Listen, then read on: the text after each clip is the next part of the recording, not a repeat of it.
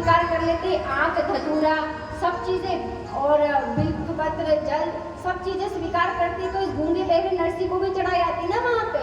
क्या बोली तो भाभी कि ये गूंगा बहरा क्या काम कर रहा है, इसको चढ़ाई आती भोले बाबा के यहाँ पर, क्यों लेकर आ गई इसको घर पे वापस, किसी काम का नहीं है, अभागा कहीं का।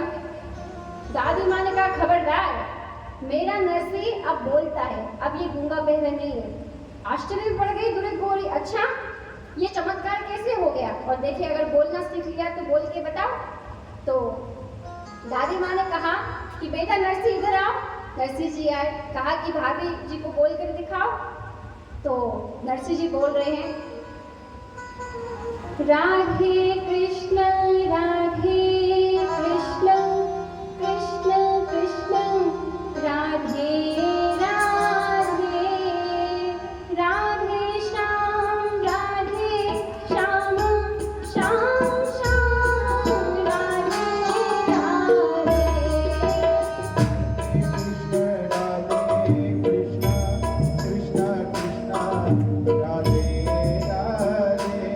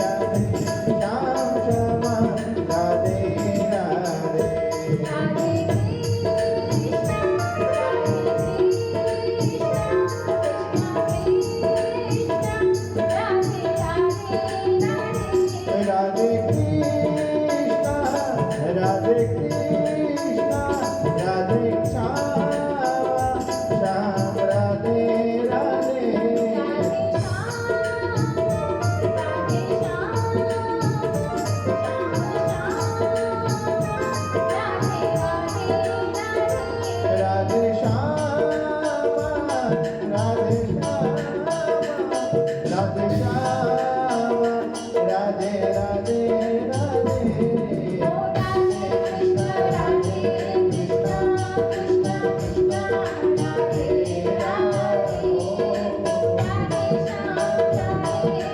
श्याम श्याम श्याम राधे राधे राधे राधे राधे कृष्ण कृष्ण कृष्ण राधे राधे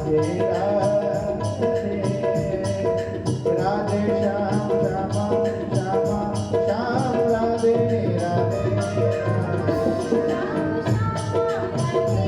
श्याम श्याम राधे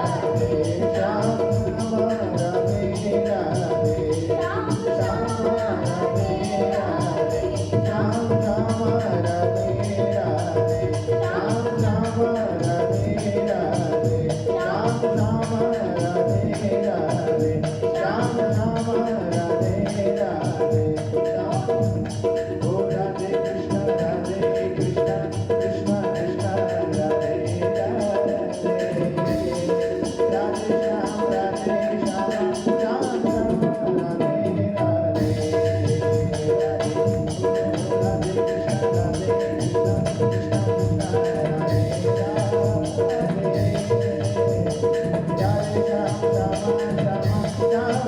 श्याम श्याम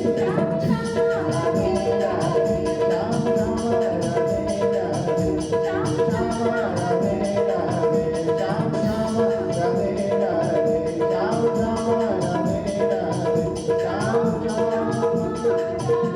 कृष्ण कृष्ण बोली युगल सरकार की। अब महाराज जो ही नरसिंह जी को बोलते देखा भाभी जी ने पूछा, अरे ये चमत्कार कैसे हो गया दादी जी? ऐसा तो कौन सा झाड़ा लगवा के आई आप? कहाँ लेके गई थी ये गूंगा बहरा जो है ये ठीक हो गया? तो दादी माँ ने कहा कि मैं तो शिव जी के मंदिर गई, वहाँ एक बहुत अच्छे महात्मा है और महात्मा जी ने ऐसी कृपा करी कि मेरा नरसिंह ठीक हो गया। तो भाभी जी कहने लगी, महाराज क्या कहने लगी, अरे मेरे ही न जाने कितने भतीजे और भांजे ऐसे ही महाराज गूंगे बहरे, मैं भी जाऊँ महाराज जी के पास। अब दौड़ कर गई महादेव के मंदिर, अब वहाँ महाराज नहीं, महाराज वो महात्मा वहाँ नहीं है। वो कौन थे? वो महात्मा कौन थे महाराज? वो महात्मा कोई साधारण नहीं थे, वो गिरनार पर्वत की गुफाओं में रहने वाले दत्तात्रेय प्रभु थे। वो दत्तात्रेय प्रभु जो है ना, क्योंकि ठाकुर जी के भक्त है और दत्तात्रेय जी भगवान का अवतार है। दत्तात्रेय जी जो है वो कल्प गुरु है, वो किसी संप्रदाय के नहीं है। ऐसा नहीं है कि ये रामानुजी संप्रदाय के है कि रामभद्र संप्रदाय के, किसी संप्रदाय के नहीं है, वो कल्प गुरु है। जैसा जीव देखते हैं वैसी दीक्षा देते हैं। उन्होंने देख लिया नरसिंह जी को कि ये युगल सरकार की लीला से बिछड़ा हुआ जीव है, ये गोलोक धाम का जीव है, इसलिए उन्होंने युगल मंत्र की दीक्षा दी। जैसा जीव देखते हैं, कोई राम भक्त अगर पूर्व जन्म में किसी ने राम जी की भक्ति करी हो और उसको इस जन्म में भी अगर राम जी ही मिलेंगे तो फिर वो राम मंत्र की दीक्षा देते। मतलब जैसा जीव देखते हैं वैसी दीक्षा देते। तो वो तो दत्तात्रेय प्रभु थे महाराज, जो नरसिंह जी पर कृपा करने के लिए मंदिर में महात्मा बन करके आ गए थे। अब वहाँ महात्मा है कोई नहीं दिखे, दूरी गौरी को कोई भी दिखते नहीं है। अब दादी माँ जो है, अब एक चिंता दूर हुई तो दूसरी चिंता आरंभ हो गई। महाराज ये जो बुजुर्ग व्यक्ति होते हैं ना, इनको बिना बात के बहुत चिंताएं होती है। पहले तो नरसिंह जी बोलते नहीं थे, सुनते नहीं थे, तो ये चिंता। अब क्या चिंता? अब महाराज ये भाभी इतनी बेकार है इसकी, और भाई जो है, भाई साहब जो है वो थानेदार की पोस्ट पे थे महाराज। राव मंडलिक राजा होता है, उसके दरबार में बंशीधर जी जो नरसिंह मेहता के बड़े भाई हैं, वो थानेदार की पदवी पर है। तो अब उस थानेदार की पदवी पर रहने वाले बंशीधर को घमंड नहीं है, लेकिन उसकी पत्नी को घमंड है, उस दूरित गौरी को। होता है ना कई बार कि भले पत्नी बिल्कुल पढ़ी लिखी ना हो तो उसका पति डॉक्टर हो तो डॉक्टर नहीं अगर कोई कह दे तो मान लो या नहीं मान, मैं तो डॉक्टर की पत्नी, मैं तो डॉक्टर की पत्नी। अब महाराज तो थानेदारी का कुछ पता भी है ABCD भी, पर नहीं, उसी गुमान में है वो कि मैं तो थाने, और 100 रुपये महीना की तनख्वाह मिलती है। तो दूरित गौरी जो उसके मन में तो ये अभिमान है ना, अरे मेरा पति कमाता है और सब खाते हैं, पर नरसिंह तो कुछ करता धरता नहीं है। तो ये तो भार ही है महाराज, कुछ करता धरता नहीं है, ऐसा भाव उसके मन में है। तो दादी माँ ने विचार किया कि ये तो ऐसे गलत भाव इसके लिए रखती है, अब इसका ब्याह हो जाए तो अच्छा है। तो एक श्रेष्ठ ब्राह्मण होते हैं, उनकी एक कन्या होती है, बहुत भोली भाली मारन, इतनी भोली कि जितना कह दो उतना कर ले, जो कह दो वो सुन ले, अगर बुलवाओ तो बोल ले, नहीं बुलवाओ तो नहीं बोले, इतनी मतलब इतनी समझदार, इतनी भोली भाली। उनका नाम है मणिगौरी। तो उनके साथ में नरसिंह जी का विवाह हो जाता है। नरसिंह जी का विवाह बहुत छोटी उम्र में हो गया था हमारे, 12 वर्ष की उम्र में तो विवाह हो गया। 9 वर्ष की थी मणिगौरी और नरसिंह मेहता 12 वर्ष के थे। जब पहले जल्दी ब्याह हो भी जाते थे, तो अब दादी माँ जो है उनकी तो अंतिम इच्छा ही यही थी। कई बुजुर्गों की होती ना, ये काम हो जाए तो हम तो गंगा जी नहाए, अब फिर तो भगवान के धाम चले जाएं। अब इन दादी माँ का भी यही मनोरथ था कि मेरा नरसिंह जो है इसका ब्याह हो जाए तो मैं ही भगवान के घर जाऊं। तो जो ही ब्याह हुआ, भगवान के घर पहुंच गई दादी माँ। अब दादी माँ तो पहुंच गई। अब पहले तो दादी जी से लड़ लेती थी वो भाभी जी, अब जिसको लड़ाई की आदत है महाराज, वो छूटे क्या? नहीं छूटे। अब इतना लड़ाई का चस्का है कि वो लड़ाई ना करे तो भोजन ही ना पचे उसका। तो वो सोच रही है कि अब मैं किससे लड़ूं। वो सोच रही दूरी बोली कि अब दादी माँ तो चली गई, अब मैं लड़ूं तो किससे लड़ूं? अब ये नरसिंह की पत्नी आई, इसी से लड़ूं महाराज। पर नरसिंह जी की पत्नी इतनी बोली कि वो कुछ समझे ही नहीं। वो तो कुछ भी नहीं समझती। अब ये दूरित गोरी जो है ना, ये उस पर गुस्सा करे तो ऐसे करे, उसकी तरफ आंखें निकाले और तरह तरह के मुंह बनाए उसकी तरफ। तो वो बेचारी समझे, जोर जोर से बोले। इतनी बोली नरसिंह जी की पत्नी की समझती नहीं कि क्या कहे। वो नस्ल खत्म हो गई महाराज। अब ऐसी भोली वाली पत्नी किसी को नहीं मिल सकती। ऐसी भोली वाली अब किसी को नहीं मिल सकती जैसी नरसिंह जी को मिली, क्योंकि जोड़ियां तो रब बनाता है, कहा जाता है ना, जोड़ियां रब बनाता है। तो अब ठाकुर जी को तो पता था कि ये मेरा भक्त है, तो अगर मेरा भक्त भूतल पर जा रहा है तो भक्ति करेगा, तो इसको जीवन साथी भी ऐसा ही दूं ना जो भक्ति में विक्षेप ना करे।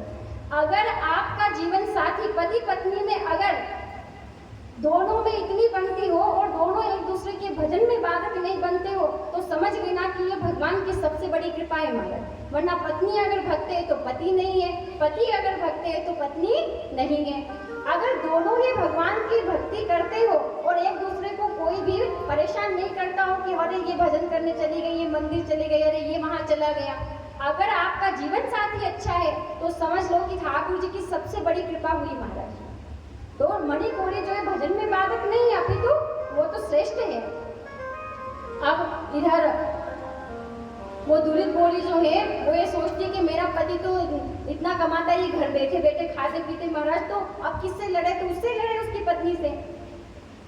तो नरसिंह मेहता से एक दिन मणिगौरी ने पूछा, उनकी पत्नी ने क्या पूछा, अरे मेहता जी सुनो कि क्या हुआ देवी, ये आपकी भाभी जी जो है ना, मुझे समझ में नहीं आती कि क्या हुआ। अरे मैं घर का पूरा काम करती हूँ, सब कुछ करती हूँ, लेकिन फिर भी आपकी भाभी जी जो मेरी तरफ, इनकी आंखें कभी कभी ना दोपहर के समय लाल हो जाती है और ये मेरी तरफ यो करती है। तो मैं समझ नहीं पाती कि ये ऐसा क्यों करती है, इनको क्या हो जाता है। तो नरसिंह मेहता ने पूछा, क्या तुम्हें नहीं पता वो ऐसा क्यों करती है? तो उनकी पत्नी बोली, हाँ नहीं पता, अगर पता होता तो आपसे पूछती क्या, मैं मुझे नहीं पता इसलिए पूछ रही हूँ कि वो ऐसा क्यों करती है। नरसिंह मेहता ने विचार किया कि जो बात का इसको ज्ञान ही नहीं है वो देने से मतलब भी क्या, और वैसे भी ये क्या अच्छी बात है। अगर मैं कह दूंगा कि ये तुझ पर रिस करती है, तुझसे गुस्सा होती है, तो इसके मन में भी द्वेष आ जाएगा। देखो महाराज, पुरुष को अपनी गृहस्थी में शांति लानी हो तो किस प्रकार लानी, नरसिंह मेहता सीखो महाराज। जब दूरित गौरी का स्वभाव मणिगौरी ने बताया, उनकी पत्नी जब पूछ रही है कि वो ऐसा करती है तो उसका क्या अर्थ है, तो ये नहीं बताया अरे तुझ पर गुस्सा कर रही है, अरे तुझे भला बुरा कह रही है इसलिए ऐसे करे। नरसिंह जी का देखो महाराज बोलने का अंदाज, नरसिंह जी कह रहे हैं अरे तुझे नहीं पता, मेरी जो भाभी जी है ना उनको जगदम्बा का इष्ट है महाराज।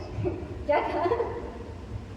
मेरी भाभी जी को जगदम्बा का इष्ट है और ऐसी भक्त है महाराज, ऐसी भक्त है कि वो भजन करती है ना जगदम्बा का, तो जगदम्बा प्रसन्न हो जाती है और कभी कभी तो माता जी उसमें आ जाती है। अब माता जी के कई स्वरूप होते हैं, कभी भद्रकाली हो तो ऐसी हो जाए और कभी वो बन जाए नवदुर्गा तो आंखें लाल लाल भी हो जाए, असुर का निकंदन करे, अगर किसी असुर पर प्रहार करे तो यूं भी करे, सब करे तो माता जी का आवेश आए, इसलिए तो मणि गौरी बेचारी भोली भाली, तो मणि गौरी ने कहा कि अच्छा माता जी आती है उनको, कि हाँ कि बस अब तो जब भी ऐसा होएगा ना तो माता जी मैं प्रणाम करूंगी। मेरे को तो पता ही नहीं चल रहा कैसे ऐसे वो क्यों करती है। अब मुझे पता चल गया ना, अब जब भी ऐसा करेगी मैं प्रणाम करूंगी।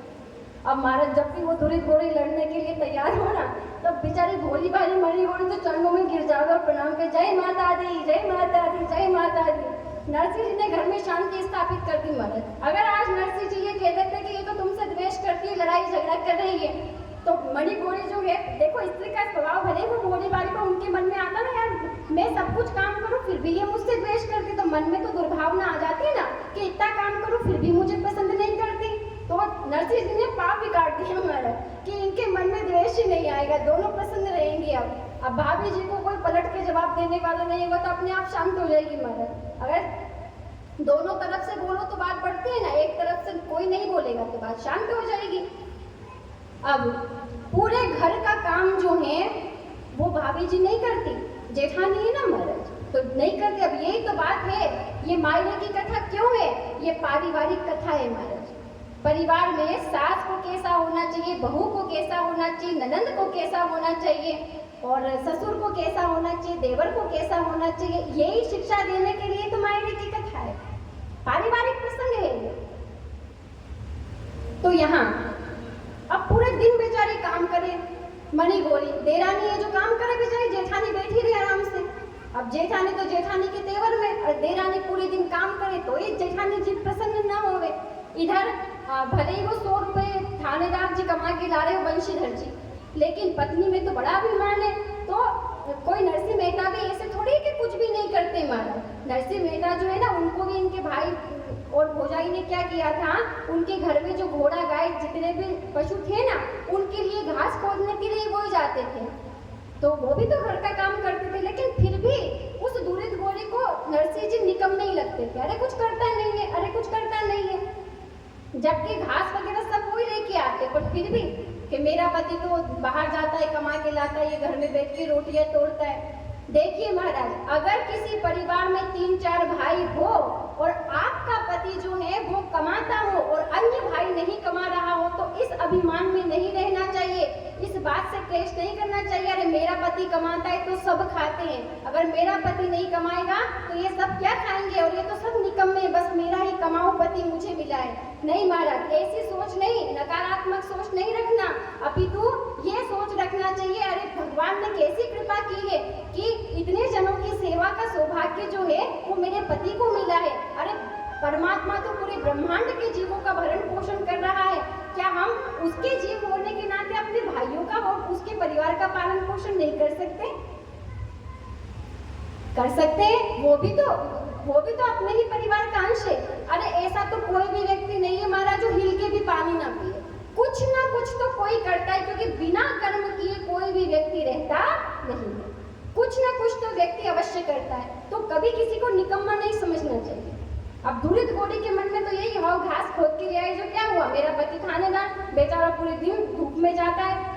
अब एक दिन घास लेकर के और नरसिंह जी जब आ रहे होते तो संत मिल जाते हैं, तो वहाँ हरे चर्चा होने लग गई, भगवान की चर्चा होने लग गई। तो थोड़ी देर हो गई, जेठ का महीना हमारा, जैसी गर्मी पड़े, तो बेचारे नरसिंह जी आए घर पे, तो प्यास लगी बहुत तेज, तो जैसे ही घास का वो बंडल जो है वो रखा और भाभी से कह दिया, अरे भाभी जी मुझे पानी पिला दो, बहुत तेज प्यास लगी है। भाभी जी बोली महाराज बड़े तेवर में, क्या बोली भाभी जी, तू कौन सी ऐसी कमाई करके आया और तुझे इतनी देर कैसे लग गई आज आने में, रोज तो तू जल्दी आ जाता है। तो बेचारे नरसिंह जी ने हाथ जोड़ के बोला कि भाभी जी को एक संत मिल गए थे और वहाँ भगवान की चर्चा होने लग गई तो देरी हो गई। हाँ, पड़ा नहीं तो उन संतों के साथ में उन्होंने नहीं पिलाया तुझे पानी, उनसे पी लेता फिर तू पानी, यहाँ क्यों। और देख सुन ले, मेरा पति 100 रुपए महीने कमाता है, लेकिन आज तक उसकी इतनी हिम्मत नहीं है कि मुझसे पानी का ग्लास मांग ले महाराज। सोचो कितने पापों में होगी दुरित घोड़ी, क्या कह रही है, मेरा पति 100 रुपए महीने कमाता है, पर आज तक उसकी इतनी हिम्मत नहीं कि वो मुझसे ये कह दे कि ला मुझे एक गिलास पानी का भर के दे दे, और तू निकम्मा कुछ नहीं करता, फिर भी मुझसे पानी भरने के लिए कह रहा, जा मैं तुझे पानी नहीं देती, निकल जा मेरे घर से, मेरे घर में तेरे रहने की कोई आवश्यकता नहीं है, ऐसे निकम्मों के लिए मेरे घर में कोई जगह नहीं है। अब महाराज बंशीधर जी आगे बढ़े भाई इतनी देर में, अरे तुम ये क्या कह रही हो, मेरा भाई है, ऐसे कैसे निकल जाएगा घर से। भाई को तो थोड़ी दया रहती है महाराज, पर दुरित बोली बड़े पावर में, भाई है तो क्या हुआ, सुनो जी, या तो ये यहाँ रहेगा ये मैं रहूंगी। जब किसी भी व्यक्ति के जीवन में ये प्रसंग आता है ना कि या तो ये रहे या तो भाई को चुन लो या मुझे चुन लो, तब बेचारा हार जाता है। फिर क्या करेगा, तो भाई तो समझ जाएगा लेकिन पत्नी समझना बड़ी मुश्किल है। तो बंशीधर जी ने कहा कि फिर तुम्हारी जो इच्छा हो वो करो महाराज। तो आज नरसिंह मेहता को घर से बाहर निकाल दिया। अब जब घर से बाहर निकाल दिया तो पत्नी तो वही है उनकी, पर नरसिंह मेहता जो है उनको घर से बाहर निकाल दिया और कहने लगी वो दुरित गोरी, अगर तूने मेरे घर का, मेरे पति के कमाई का अगर अन्न और जल लिया ना, तो तुझे तेरी भक्ति और भगवंत की सौगंध है। आज जब भक्ति और भगवंत की सौगंध दे दी, भगवान और भक्ति की सौगंध जब किसी भक्त को मिलती है ना, तब फिर उसका हृदय टूट जाता है महाराज। आज नरसिंह जी हताश निराश हो गए, अरे मेरी भक्ति दाव पर लग गई, मेरा भगवान आज दाव पर लग गया, तो मैं तेरे यहाँ का अन्न जल लेकर क्या करूँगा। चले गए जंगल में। जंगल में हाटकेश्वर महादेव का एक मंदिर होता है, वहाँ हाटकेश्वर महादेव के शिवलिंग से लिपट गए महाराज नरसिंह जी। 7 दिन और 7 रात्रि तक, 7 दिन और 7 रात्रि तक प्रेमाश्रु प्रकट होते रहे। खूब रोने लगे नरसिंह जी कि प्रभु मेरा कोई नहीं, मैं तो शिव ही शिव को ध्यान, जल से स्नान कराऊं। ओ मैं तो शिव ही शिव को ध्यान, जल से स्नान कराऊं। मैं तो शिव ही शिव को ध्यान, जल से स्नान कराऊं। ओ मैं तो शिव ही शिव को ध्यान, जल से स्नान कराऊं।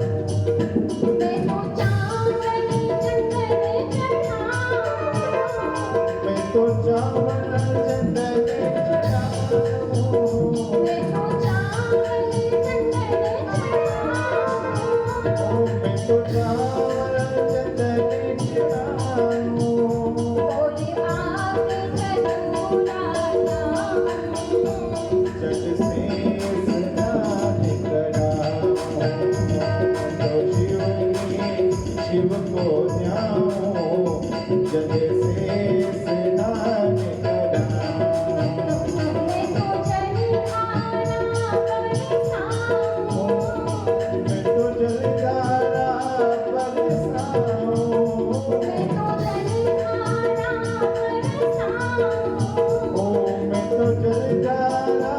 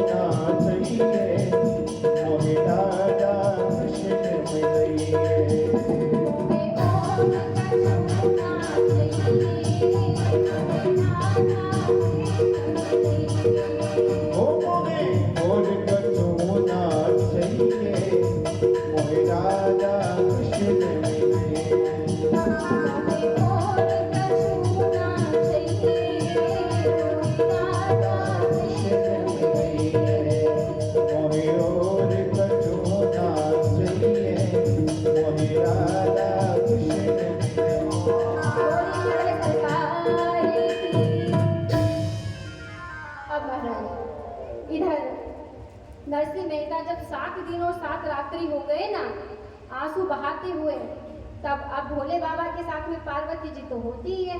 पार्वती जी ने भोले बाबा से कहा, अरे प्रभु देखो कितना दुखी है बेचारा, आप प्रकट होकर दर्शन दे दो, हमें इसको दर्शन देना चाहिए।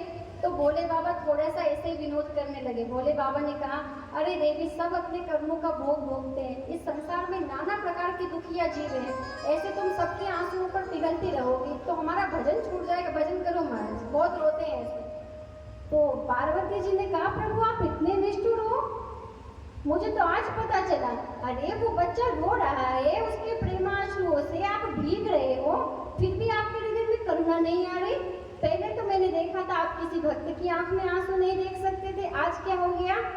अरे प्रभु आप दर्शन नहीं दोगे तो कोई बात नहीं, मैं जा रही दर्शन देने। तो पार्वती जी जो है उनका हृदय पे माँ का हृदय जल्दी पिघलता है महाराज। और हमेशा आप कभी भी देखो युगल सरकार होते हैं ना, चाहे वो सीताराम जी हो, चाहे वो राधे श्याम जी हो, चाहे वो पार्वती जी और भोले बाबा हो, इनों में शक्ति प्रधान है। पहले शक्ति प्रसन्न होती है, फिर शक्तिमान प्रसन्न होता है। इधर रानी कृपा करती है तो प्रभु कृपा करते हैं, इधर सीता जी कृपा करती है तो राम जी कृपा करते हैं, और इधर जब यहाँ ये पार्वती जी कृपा करती है तो भोले बाबा कृपा करते हैं। तो पहले दया तो माँ के हृदय में आती है ना, क्योंकि माँ का हृदय ज्यादा कोमल होता है। तो पार्वती जी ने कहा, मैं दर्शन देने जा रही, भले ही आप मत जाओ।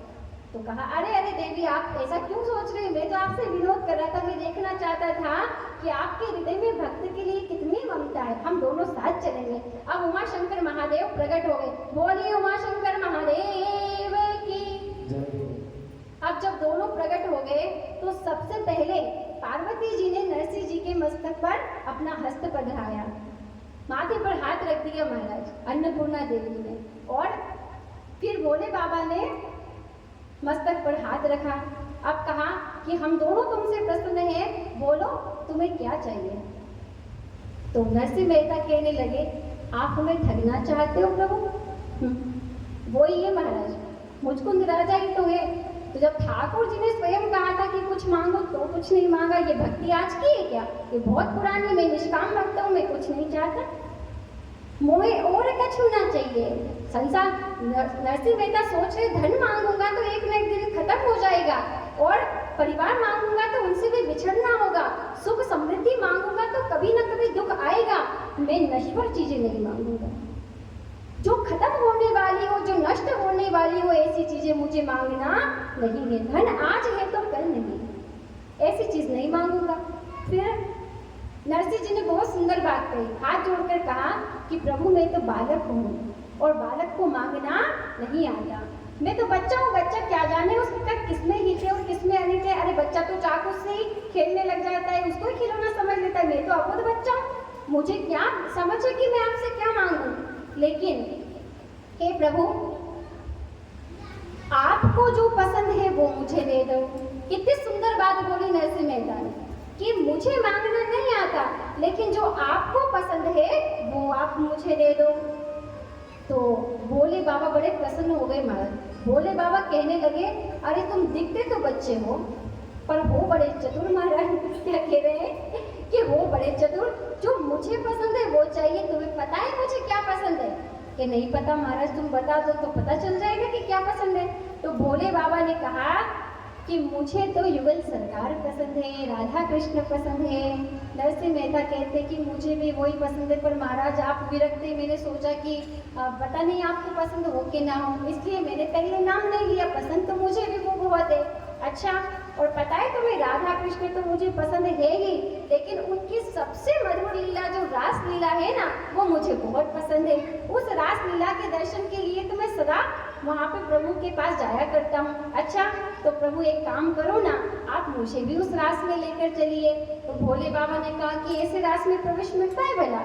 ऐसे रास में प्रवेश नहीं मिलता, रास में तो कोई पुरुष जा ही नहीं सकता, रास में तो केवल और केवल पुरुष जो है ना, वो तो पुरुषोत्तम प्रभु ही होते हैं, और सभी वहाँ पर गोपियाँ होती है, सब स्त्रियाँ ही होती हैं। तो ये नर की देह में नहीं जा सकते हैं, सखी बनना पड़ेगा। तो आप कृपा करोगे तो बन जाएंगे महाराज। सखी बनने में क्या है, अगर आपकी कृपा हो तो सखी भी बन जाएंगे। तो देखिए महाराज, भोले बाबा की आराधना बहुत लोग करते हैं कि ये काम हो जाएगा इसलिए ये बिल्व पत्र चढ़ाएंगे, ये काम करने के लिए जल चढ़ाएंगे, नाना प्रकार से। पर आज नरसिंह मेहता से सीखो महाराज। नरसिंह मेहता जो है ना, वो हमें मांगना सिखा रहे हैं। ये भोले बाबा केवल और केवल संसार की चीजें नहीं दे सकते हमें, अरे साक्षात यूएस सरकार से मिला सकते हैं महाराज, साक्षात भगवान से मिला सकते हैं। और हम संसार की चीजें उनसे मांग रहे हैं, अरे परिवार दे दो, बेटा दे दो, बेटी दे दो, मेरे बेटे का ब्याह हो जाए, मेरे परिवार में ये सुख आ जाए, हम ये चीजें मांगते हैं। लेकिन भोले बाबा तो साक्षात भगवान के धाम में, आपको पता है भगवान के रास में कौन जा सकता है? जो भगवान की नित्य लीला का जीव है वो जा सकता है। और हमने शुरुआत में बताया रसिका नाम की सखी है, तो ये नित्य लीला की है, इसलिए रास में प्रवेश पाएंगे नरसिंह जी। दूसरी बात, जो रास में प्रवेश करता है वो फिर भूतल पर नहीं आता। नरसिंह जी पर कृपा देखो महाराजा, एक बार जिसको भगवान की रास लीला के दर्शन हो जाए, जो वृंदावन में रास में पहुंच गया हो, वो फिर भूतल पर नहीं आता। लेकिन भगवान की कृपा तो देखो, वो रास के दर्शन करके वापस भूतल पर भी आते हैं। तो ये सब बातें जो है ना, ये सब क्या सिखाती है? ये सब बातें हमें बस इतनी सी बात सिखाती है कि भोले बाबा जो है ना, उनसे संसार की तुच्छ वस्तुएं नहीं मांगनी चाहिए महाराज। अगर मांगना ही है तो हम सबके हृदय से भी तो कभी ये भाव निकले कि मोहे और कछु ना चाहिए, मोहे राधा कृष्ण मिले। हे भोले बाबा, अगर आप प्रसन्न ही हो ना, तो एक बार तो वो युगल सरकार जो गोलोक धाम में विराजते हैं, जो रास लीला करते हैं, उस रास के दर्शन एक बार तो आप हमको भी करा दो। भोले बाबा से ये मांगा करो महाराज। और इस मांग पर नरसिंह मेहता से ऐसे प्रसन्न हो गए भोले बाबा, ऐसे प्रसन्न हो गए, भोले बाबा कहने लगे कि पता है तुम्हें नरसिंह, मेरे पास कोई धन मांगने आता है, कोई सुख मांगने आता है, कोई वैभव मांगने आता है, और कोई पुत्र पुत्री मांगने आता है, लेकिन पहला भक्त ऐसा आया है जिसने भगवान को मुझसे मांगा है। तो पहला ऐसा आया है जिसने भगवान को मुझसे मांगा है। मैं तुझसे खूब प्रसन्न हूँ। आंख बंद कर ले।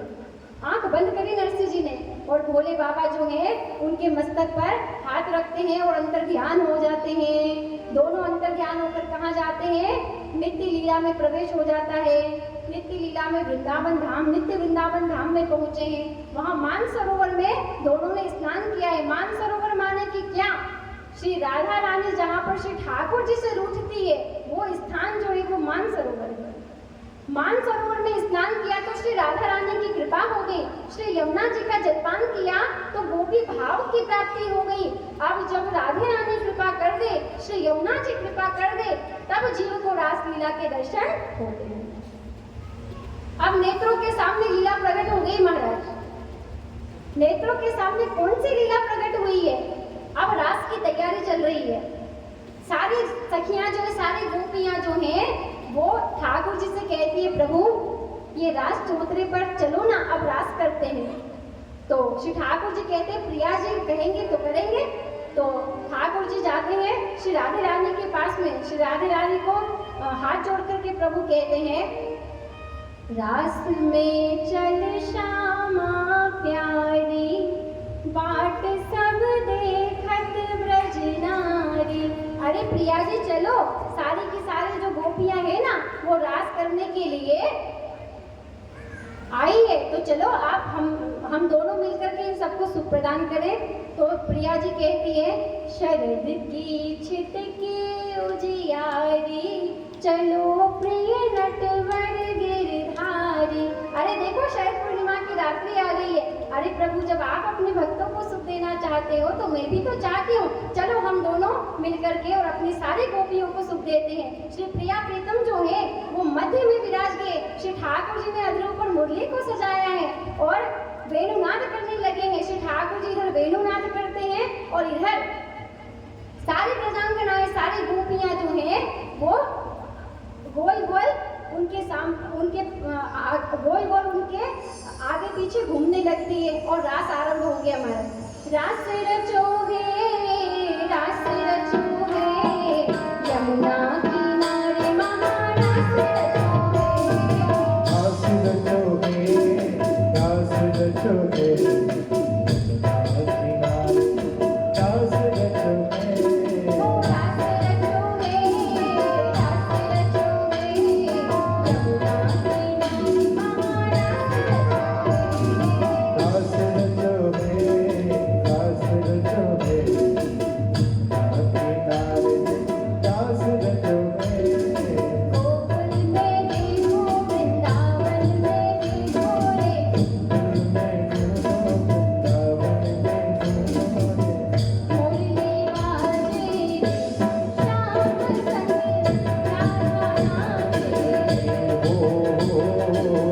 थोड़ी सी बात खाना संग राधा नाचेगी।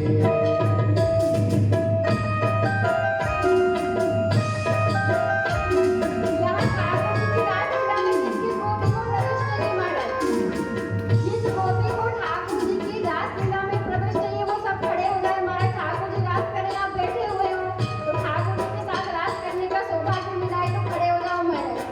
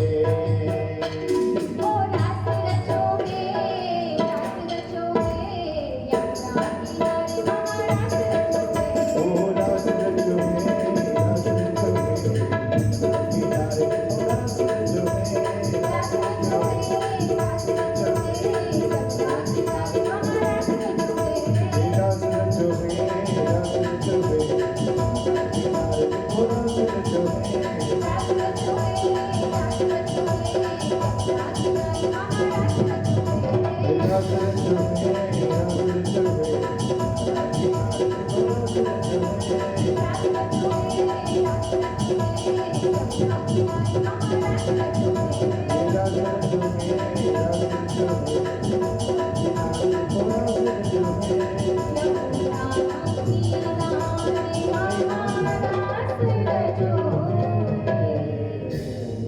रास बिहारी लाल की। अब महाराज श्री ठाकुर जी और प्रिया जी जब नृत्य कर रहे हैं ना, तब अब ये नरसिंह मेहता और भोले बाबा दोनों सखी के वेश में आए, क्योंकि वहाँ पुरुष तो जा नहीं सकते। जब वहाँ यमुना जी ने स्नान किया, मानसरोवर में स्नान किया, तब इनको सखी की देह मिल गई। अब श्री ठाकुर जी के नृत्य करते करते इन दोनों पर दृष्टि पड़ी। ठाकुर जी से कुछ छुपता है क्या? नृत्य करते करते नाचते नाचते ठाकुर जी गोल गोल घूमते हुए रास मंडल से बाहर आ गए। श्री ठाकुर जी कहाँ आ गए? रास मंडल से बाहर आए। और रास मंडल से बाहर आए और उन्होंने भोले बाबा से कहा, क्योंकि पहचान गए वो भोले बाबा गोपी के रूप में है, तो पहचान गए ठाकुर जी कि ये आ गए गोपेश्वर महादेव। तो पूछा कि आप कब आए? क्या अभी आए? कि ये कौन है? कि आपका ही भक्त है महाराज। अच्छा, मेरा भक्त और तुम्हारे साथ ऐसा कैसे? अरे महाराज बड़ा चतुर है ये, भजन करा मेरा और वरदान भी मांगा। आपको बड़ा चतुर भक्त है ये, ऐसा वैसा भक्त नहीं है। भजन कर तो मेरा कर लिया और बाप को मांग लिया। अच्छा चलो इसकी भक्ति का स्वरूप देखते हैं। तो श्री ठाकुर जी जो है उन्होंने कहा कि ये रास चल रहा है, तो एक काम करो, तुम ये मशाल पकड़ लो। क्या कहा? मशाल पकड़ लो, ताकि ये रात्रि के समय में रास होता है तो मशाल जलती रहेगी तो प्रकाश रहेगा। अब आप हमें ये बताओ कि शरद पूर्णिमा के दिन क्या मशाल की जरूरत है? नहीं है। दूसरी बात, श्री ठाकुर जी और प्रिया जी जहाँ पर है वहाँ क्या प्रकाश की कमी है? दो चंद्र है महाराज। एक हमारी श्री राधे रानी कौन से वंश में आई है? सूर्य वंश में आई। विश्वभानु जी साक्षात सूर्य का स्वरूप है, तो सूर्य वंश में ये आई है। और चंद्र वंश में श्री ठाकुर जी आए। जब दो चंद्रमा, सूर्य चंद्र दोनों ही जिस मंडप में प्रकाशित हो रहे हो, जब उन दोनों के मुख कमल की आभा प्रकट हो रही हो, वहाँ कौन सी मशाल की जरूरत है? वहाँ प्रकाश की जरूरत है भला? नहीं है। पर ये मशाल क्यों पकड़ाई है ठाकुर जी ने? ये मशाल जो है ना, ये मशाल पकड़ाने की ठाकुर जी ने सेवा दी है। और सेवा जब श्री ठाकुर जी किसी को देते हैं ना, तो समझ लो कि ठाकुर जी जो है वो जीव को अपने बहुत पास रखना चाहते हैं। हम जहाँ नृत्य करेंगे वहाँ ये मशाल पकड़ के खड़ा होगा ताकि प्रकाश रहे, ये भाव इसके मन में रहेगा। तो श्री ठाकुर जी चाहते हैं कि मेरा भक्त बहुत मेरे पास में रहे। देखो महाराज, जिसको जीवन में ठाकुर जी की सेवा करने का अवसर प्राप्त हुआ हो ना, तो वो अपना सौभाग्य मानना कि ठाकुर जी मुझे अपने पास रखना चाहते, इसलिए मुझे सेवा मिली। सेवा हर किसी को नहीं मिलती महाराज। सेवा जिसको मिलती है ना, उस पर श्री ठाकुर जी की कृपा है, इसलिए उसको सेवा मिली है। हर किसी के नसीब में सेवा होती नहीं है। आज ये नहीं कहा ठाकुर जी के आओ तुम सखी के वेश में आए तो मेरे साथ नृत्य करो, ये नहीं कहा। क्या कहा? मशाल पकड़ने की सेवा करो, क्योंकि निष्ठा देखनी है। अभी रास के दर्शन हो सकते हैं पर रास में प्रवेश अभी नहीं हुआ। ठाकुर जी के साथ में रास खेलने का अधिकार नहीं मिला, अभी ठाकुर जी जो रास कर रहे हैं उसका दर्शन करने का अधिकार मिला, क्योंकि ठाकुर जी प्रिया जी का वियोग हुआ था ना इनके कारण से। इसलिए अभी तो निष्ठा देख रहे हैं कि कितने स्वरूपा भक्ति कितनी इनकी बड़ी है। तो मशाल पकड़ ली। अब श्री ठाकुर जी तो पुनः रास मंडल में प्रवेश करके नृत्य करने लगे। अब नरसिंह जी जो है वो उस रास में प्रिया प्रीतम के इतने ध्यान से दर्शन करने लगे, इतने ध्यान से दर्शन करने लगे कि वो मशाल का तेल बाती सब खत्म हो गए महाराज। और उस मशाल की जगह उनका हाथ जलने लग गया, तो भी उनको खबर नहीं। अब मशाल नहीं जल रही, अब नरसिंह जी का हाथ जल रहा है, लेकिन फिर भी नरसिंह जी को ये भान नहीं हो रहा है कि मेरा हाथ जल रहा है। क्यों? क्योंकि श्री ठाकुर जी के दर्शन में मगन हो गए महाराज। जिसको श्याम सुंदर जो है वो स्वयं प्रकट दर्शन दे रहे हो, क्या उसको देह का भान रह सकता है? अरे महाराज, एक साधारण जीव भूत प्रेत को देख ले तो 4 दिन तक मूर्छा से बाहर ना आए। ये तो साक्षात नंदन यशोदा नंदन युगल सरकार इस पूरे ब्रह्मांड की शोभा जिसने धारण कर रखी हो, जब वो परमात्मा सामने नृत्य कर रहा हो तो देह का भान रहेगा भला? अरे पल के झपकना बंद हो जाएगा। इतना सुंदर स्वरूप श्री ठाकुर जी और प्रिया जी का। तो मशाल की जगह हाथ जलने लगा ना, फिर भी उनको भान नहीं हुआ। लेकिन भक्तवत्सल प्रभु जो है ना, उन्होंने जब नृत्य कर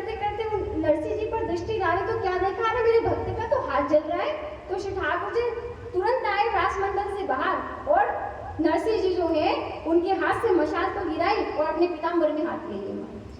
क्या प्रेम करता है मेरा ठाकुर अपने भक्तों से। मशाल तो फिकवा दी, अरे इसके कारण मेरे भक्त का हाथ जला है, अपने पीताम्बर में लपेट लिया हाथ को। जो अरे कहा, अरे तुझे इतनी भी समझ नहीं है, तेरा हाथ चल रहा है, मशाल नहीं है। अब ठाकुर जी के नेत्र सजल हो गए। नरसिंह, मैं तेरी भक्ति से प्रसन्न हो गया, तूने मुझे खरीद लिया नरसिंह, आज तूने मुझे खरीद लिया। तेरे इतनी निष्ठा है मुझे देखने में कि तुझे तेरे शरीर का भान नहीं रहा। तुझे ये भी पता नहीं आज अभी हाथ जल रहा है, पूरा देह जल जाता, तुझे इतनी भी खबर नहीं है। तू इतना प्रेम करता है मुझसे, तू इतना मगन हो गया मेरे दर्शन में। नरसिंह, आज तूने मुझे खरीद लिया, आज मैं बिन मोल बिक गया तेरे इस निष्ठा पर। और जो ही पीताम्बर से आज हाथ को बाहर निकाला ना महाराज, तो हाथ में कहाँ घाव, अरे पीताम्बर जो है, पीताम्बर धारी श्री कृष्ण का पीताम्बर जो इतना कोमल है कि श्री ठाकुर जी ने पीताम्बर में जब हाथ लिया ना और उसके बाहर जब हाथ किया, पीताम्बर को हटाया तो हाथ तो स्वस्थ हो गया। श्री ठाकुर जी जिसका स्पर्श कर ले, कौन सा घाव रहेगा, फिर सारे घाव भर गए। और श्री ठाकुर जी जो है वो नरसिंह जी से कहते हैं, मैं तुम्हारी भक्ति से बहुत प्रसन्न हूँ। और श्री प्रिया जी को बुलाया, महाराज राधा रानी को बुलाया ठाकुर जी ने और कहा, सुनो प्रिया जी, आपने इसको पहचाना? क्या पूछ रहे ठाकुर जी? प्रिया जी, आपने इसको पहचाना? प्रिया जी ने नरसिंह जी की तरफ देखा, सखी के वेश में महाराज, तो देखा। प्रिया जी ने कहा, मैं कैसे भूल सकती हूँ प्रभु, ये हमारी रसिका नाम की सखी है ना। जब आपको पता है, जब मेरी नथनी गुम गई थी और आप चाहते थे कि मैं नथनी बताऊंगा और फिर मुझसे तुमको उपहार मिलेगा, लेकिन ये बीच में ही कह दिया था इसने कि नथनी तो श्याम सुंदर के पास है, तो मैं आपको उपहार नहीं दे सकी, तो हम दोनों को विक्षेप हुआ था मिलन में, तो हम दोनों थोड़े से रुष्ट हो गए थे, इसीलिए तो ये सखी भूतल पर आई महाराज। तो ये तो अपनी वो वाली सखी है। और हाँ, मैं पहचानती हूँ, ये मेरी रसिका सखी है, पहचान गई महाराज। एक प्रिया अपनी सखी को कैसे भूल सकती है? प्रिया जी अपनी सखी को कभी नहीं भूल सकती। श्री राधा रानी ने कहा, प्रभु ये हमारी सखी है और हमसे मिलने के लिए आई है। आज प्रिया जी ने हृदय से लगा लिया महाराज। कैसा सौभाग्य है महाराज नरसिंह जी के, जो आज श्री राधा रानी के हृदय से लग गए। फिर जब प्रिया जी ने कृपा कर दी तो श्री ठाकुर जी ने सोचा, मैं कैसे पीछे रह सकता हूँ, जब मेरी प्रिया गिज गई है। अब जब इन्होंने इसको क्षमा कर दिया तो मैं भी क्षमा करता हूँ, क्योंकि दोनों के मिलन में बाधा करी थी ना, तो अब मैं भी क्षमा करता हूँ। तो अब श्री ठाकुर जी जो है उन्होंने भी हृदय से लगा लिया। आज नरसिंह जी को युगल सरकार ने हृदय से लगाया महाराज। और श्री ठाकुर जी ने कहा कि नरसिंह, अब तुम वापस भूतल पर चले जाओ। क्या कहा? अब तुम वापस भूतल पर चले जाओ। चरण पकड़ लिए महाराज। नरसिंह मेहता ने चरण पकड़ लिए, प्रभु आपको पाकर मैं लीला से बिछड़ी, मैं आज आपको पाई, आपको अब नहीं छोड़ सकती। प्रभु ऐसी उद्दंडता मैं वापस नहीं करूंगी, पर अब मुझे यहाँ से वापस न भेजो। बड़ी मुश्किल से युगल चरणों के दर्शन पाए हैं प्रभु, लीला का जीव भूतल पर अब नहीं जाना चाहता। श्री ठाकुर जी ने कहा, लेकिन मैं भेजना चाहता हूँ। क्यों भेजना चाहता हूँ? क्योंकि लोगों को यही लगता है कि अरे विरक्तों को घर बार छोड़ने के बाद भगवान मिलते हैं। मैं लोगों को तुम्हारे माध्यम से सिखाना चाहता हूँ कि गृहस्थी में रहकर भी मुझे प्राप्त किया जा सकता है, इसलिए नरसिंह तुम भूतल पर जाओ। नरसिंह मेहता ने कहा, प्रभु आप मुझे भेज तो रहे हैं वहां, लेकिन आपको पता है मेरी भाभी ने क्या कहा है? मैं कुछ नहीं करता सिवाय आपके नाम लेने के। मेरी भाभी ने कहा है कि इस घर का अन्न जल तूने लिया है तो तुझे तेरी भक्ति भगवंत की सौगंध है। मैं उस घर पे जाऊं, मेरा गुजारा कैसे होगा? मेरी पत्नी है, मेरा परिवार है, मेरा गुजारा कैसे होगा प्रभु? ठाकुर जी ने कहा, नरसिंह तू कितना भोला है रे। तेरी भाभी ने उसके घर का, उसके पति की कमाई का और उसके घर का अन्न जल खाने को मना किया ना। पूरे जूनागढ़ में तो उसका साम्राज्य नहीं है क्या? पूरी धरती उसकी है? नहीं, मैं तेरे लिए दूसरा रहने का स्थान बना दूंगा। नरसिंह तू भूतल पर जा, तेरे पग पग पर मैं तेरे साथ तुझे नजर आऊंगा। तू अकेला नहीं जाएगा, तेरे साथ तेरे युगल सरकार जाएंगे। तो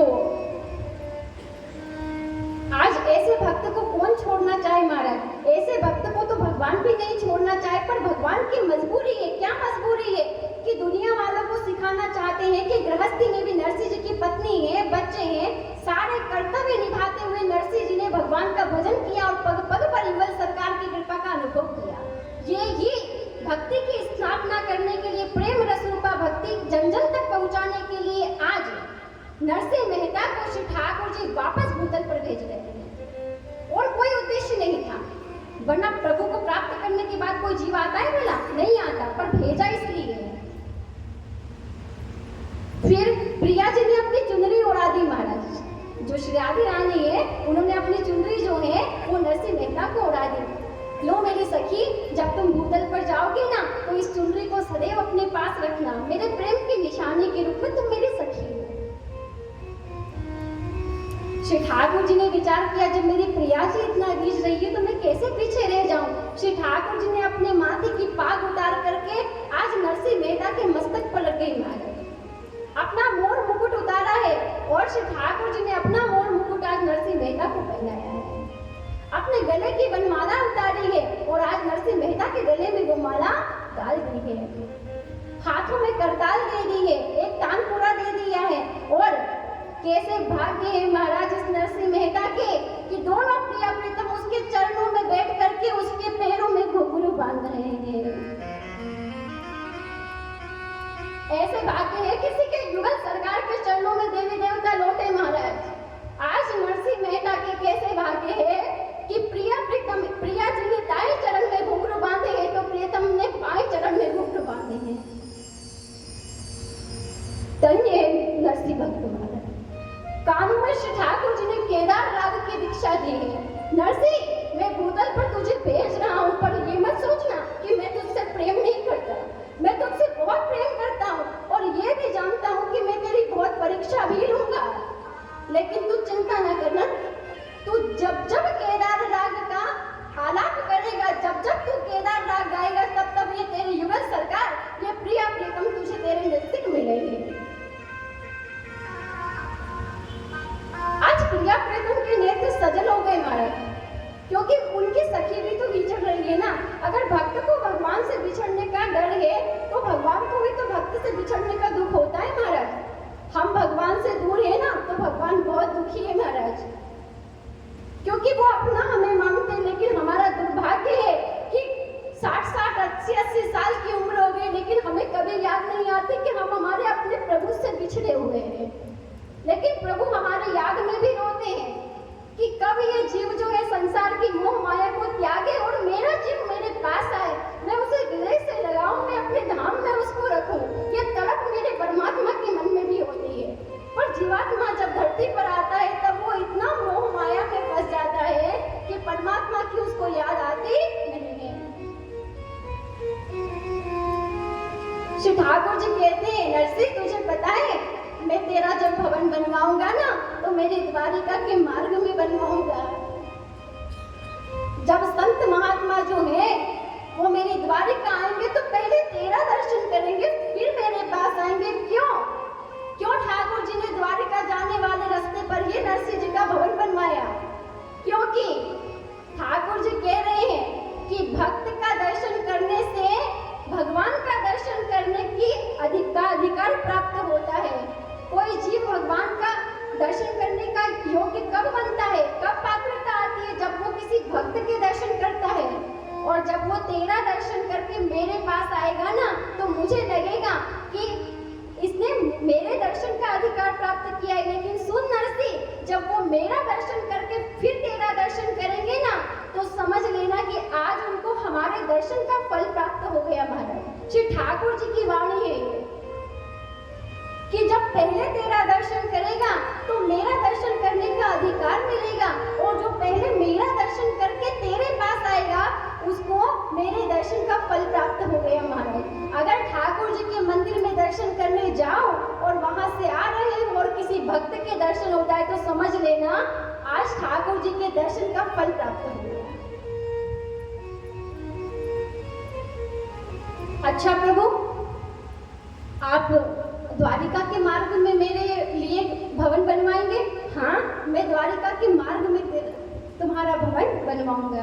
बस तो प्रभु, अब जब आप इतनी कृपा करोगे तो जब आप द्वारिका में कभी कभार मुरली बजाया करोगे ना, तो मुझे वो मुरली सुनाई देती रहेगी और आपके मुरली की धुन से मैं ये जीवन जो है वो जी लूंगा प्रभु।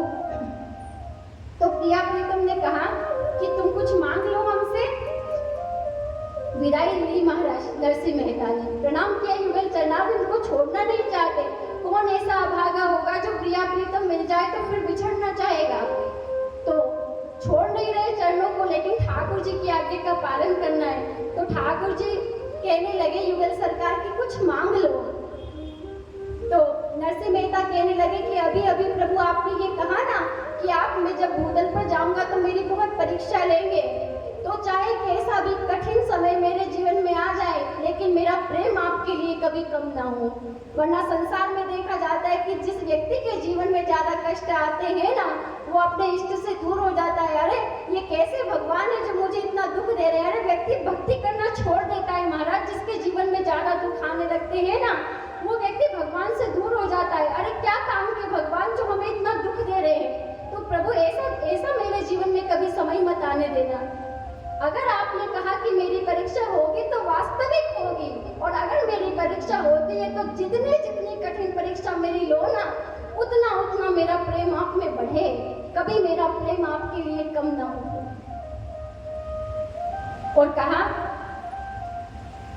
श्री जी प्यारे सदा हमको प्यारे रहे। कि प्रभु मुझे और कुछ नहीं चाहिए, कहीं भी रखो इस शरीर को, लेकिन श्री जी प्यारे सदा हमको प्यारे रहे, हमको प्यारे रहे, हम इन्हीं के रहे, ये हमारे रहे। हे प्रभु और कुछ नहीं चाहिए, बस आप मेरे बन के रहना और मुझे अपना बना करके और रख लेना। और आपने कहा कि द्वारिका के मार्ग में मेरा भवन बनवाओगे, तो सुनो प्रभु, जिस डगर से मुरलिया की धुन आएगी। क्या कह रहे हैं प्रभु? जिस डगर से तुम्हारी मुरली की धुन आएगी ना, बस तुम्हारी मुरली की धुन में मेरी उम्र कट जाएगी। जिस डगर से मुरलिया की धुन आएगी, उस डगर पे उमरिया ये कट जाएगी। मुरली वारे कन्हैया दुलारे रहे, हमको प्यारे रहे, हम इन्हीं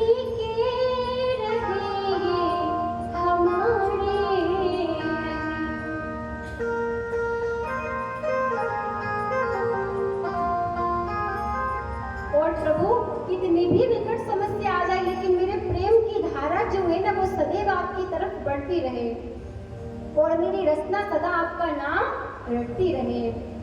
प्रेम पीयूष की धार बहती रहे, मेरा प्रेम कम ना हो, ये प्रेम की रसधार सदैव प्रीतम आपके चरणों की तरफ बढ़ती रहे। नित्य घनश्याम रसना ये रटती रहे, आपका नाम मेरी जिह्वा रटती रहे। और फिर क्या कहा है? यह जोड़ी सदा, कौन सी जोड़ी? युगल सरकार की जोड़ी, राधे कृष्ण की जोड़ी। हाथ करके कह रहे नरसिंह जी, आप दोनों की युगल जोड़ी। यह जोड़ी सदा मेरे नैनन में रहे, मेरे नैनन में रहे, हम इन्हीं के रहे, ये हमारे रहे।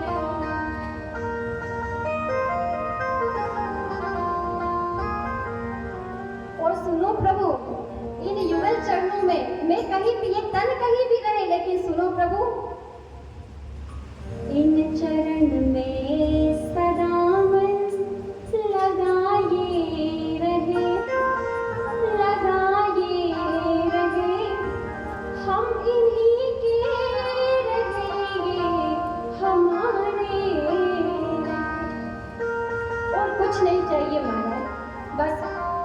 बोलो सदैव मेरे हृदय में, मेरे नैनों में रहो और मुझे सदैव अपने पास होने का अनुभव कराते रहो और कुछ भी नहीं चाहिए।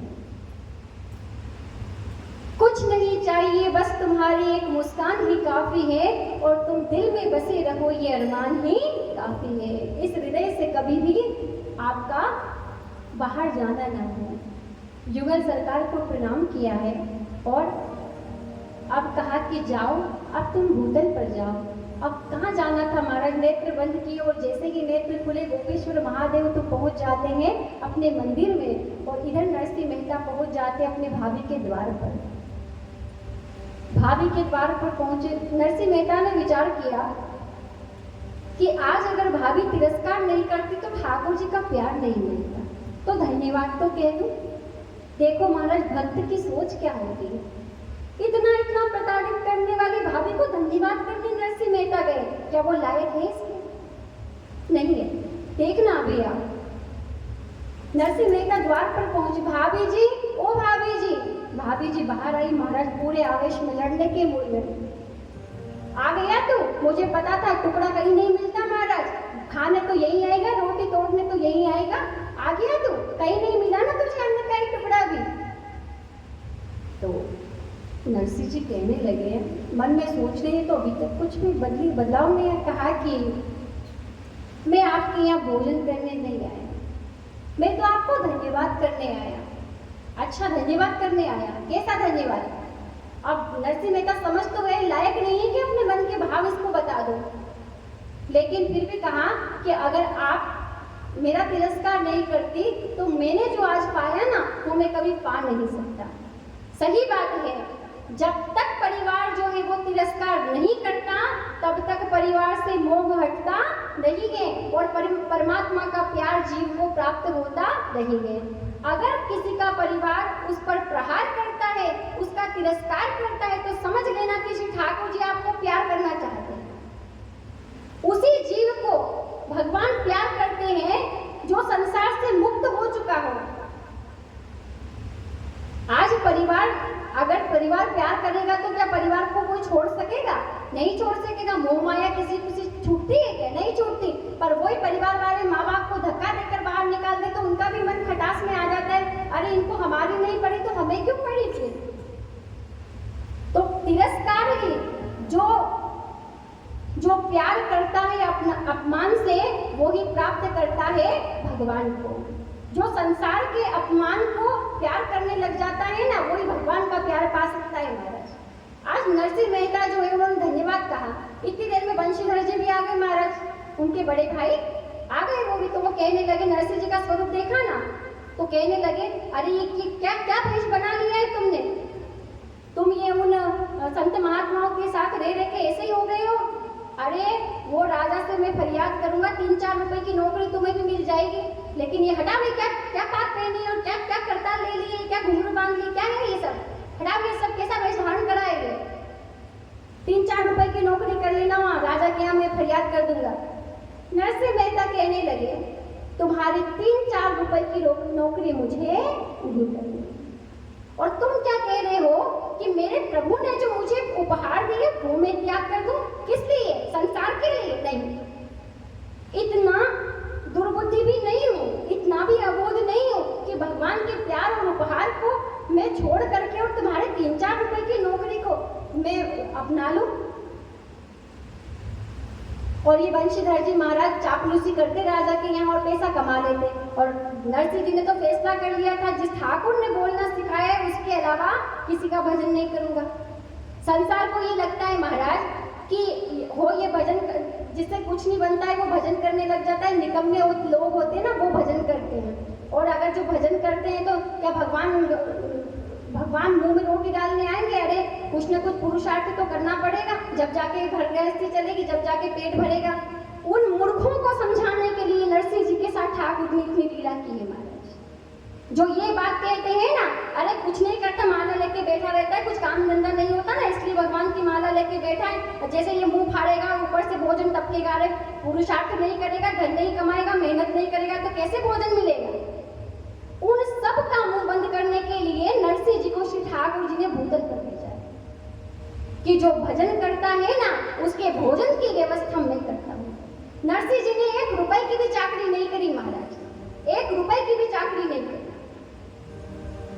और देखो आप उनका निर्वाह हुआ। तो यहाँ नरसिंह जी जो है वो मना कर देते कि ये मैं नहीं खोल सकता, मेरे प्रभु का दिया हुआ है। तो मैं तो बस आपको धन्यवाद करना चाहता हूँ, आप आशीर्वाद दो कि मैं अब जाऊँ। तो भाभी जी बोली महाराज अच्छा आशीर्वाद चाहिए ना, रुक जा मैं तुझे आशीर्वाद देती हूँ। भीतर गई घर के और मणि गौरी जो उनकी पत्नी है हाथ पकड़ के बाहर लाई महाराज, ले ये आशीर्वाद के रूप में तेरी पत्नी को ले जा। बस आज से तेरा और हमारा रिश्ता खत्म, कह दिया, घर से बाहर निकाल दिया। अब आगे आगे नरसिंह मेहता जा रहे, पीछे पीछे उनकी पत्नी जा रही है। क्या महाराज क्या है पास में? कुछ नहीं है, बस दोनों जा रहे हैं। लेकिन श्री ठाकुर जी ने कहा तू भूतल पर जा तो सही, तेरी सारी व्यवस्था मैं करूंगा। आगे बढ़े तो एक भवन दिखाई दिया, वहां भवन के पास में एक पुरुष दिखाई दिया। वो पुरुष कौन था? वो अक्रूर जी थे। अक्रूर जी जो है वो कुबेर जी का अवतार है। तो श्री ठाकुर जी जो है कुबेर जी के पास में भंडार भरे सब चीजों के, और ये जितनी भी संपत्ति वैभव है उसके अधिपति कौन है? कुबेर जी है। तो कुबेर जी जो है वो अक्रूर जी का स्वरूप है। तो वो कुबेर जी अक्रूर जी के रूप में भूतल पर आए थे। तो उनको ठाकुर जी ने कहा कि तुम जाओ और मेरे भक्त के लिए भवन का निर्माण करवाओ। तो अक्रूर जी महाराज सामर्थ्य वाले हैं, देवता को क्या लगता है कुछ भी काम करने में, बस उन्होंने संकल्प किया, भवन का निर्माण हो गया। तो अक्रूर जी ने कहा कि ये आपके लिए भवन प्रभु ने भेंट दिया है, आप यहाँ सुख से रहिए। अच्छा ये प्रभु ने दिया है? तो हाँ ये प्रभु ने दिया है। और अक्रूर जी ने उनको 12 पीढ़ी तक चले ना इतनी धन दौलत और वैभव दिया महाराज। जो 12 पीढ़ी भी कुछ ना करे और घर बैठे खाए ना तो भी उनको कोई पुरुषार्थ करने की आवश्यकता ना हो, इतना धन धान्य जो है उन नरसिंह मेहता के उस भवन में भर दिया। और 5000 सोने की मोहरे जो है वो नगद उनके हाथ में दे दी कि लो ये खर्चे के लिए। अब 12 पीढ़ी जो है वो भी खर्चा करे कुछ ना करे फिर भी तो भी वो खत्म ना हो, इतना धन धान्य था नरसिंह जी के पास में। अब अक्रूर जी तो चले गए। अब इतना धन धान्य जब उनके पास आया तो उन्होंने विचार किया कि प्रभु का दिया है तो प्रभु की सेवा में ही लगाएंगे। तो साधु संत महात्मा जो भी आते हैं, जो भी द्वारिका जाते हैं, सब नरसिंह जी के पास आते हैं और नरसिंह जी उनकी खूब सेवा करते। कितना बड़ा भवन था महाराज, 2000 संत जो है वो बैठ करके एक साथ भोजन कर ले, इतना बड़ा तो भोजन का हाल था उनका। तो सोचो आप कि जब 2000 संत भोजन कर रहे, इतना बड़ा हाल है तो उसका रसोई घर कितना बड़ा होगा, उन सबके अलग अलग रहने के स्थान कितने बड़े होंगे। श्री ठाकुर जी ने बहुत विशाल भवन जो है वो उनको रहने के लिए दिया है। अब जब धन आता है ना पास में तो जन भी आ जाते हैं, धन आता है तो जन भी आ जाते हैं। कहने का तात्पर्य समझना महाराज, जो आज तक नरसिंह मेहता की तरफ देखते भी नहीं थे वो ऐसे ऐसे दूर दूर के रिश्तेदार आने लगे। तुम्हें पता है हम तुम्हारी मौसी के बेटे, हम तुम्हारी बुआ के बेटे, ऐसे जब धन आ गया ना तो धन के लिए आए। अभी तक तो कोई नरसिंह मेहता तुम कैसे हो ये पूछने भी नहीं आया था। लेकिन धन एक ऐसी चीज है जो धन अगर व्यक्ति के पास होता है ना तो पराये लोग भी अपने बन जाते हैं, और जब धन चला जाता है तो अपने भी पराये हो जाते हैं। ये धन की महिमा है महाराज। और नरसिंह मेहता ने विचार किया कि जब मैं इतने दुख पा रहा था मेरी भाभी के द्वारा, तब तो कोई संबंधी नहीं आया पूछने कि तुम कैसे हो, और आज जब मेरे ठाकुर मुझ पर रिझे तो सब मेरे अपने बनकर आ गए।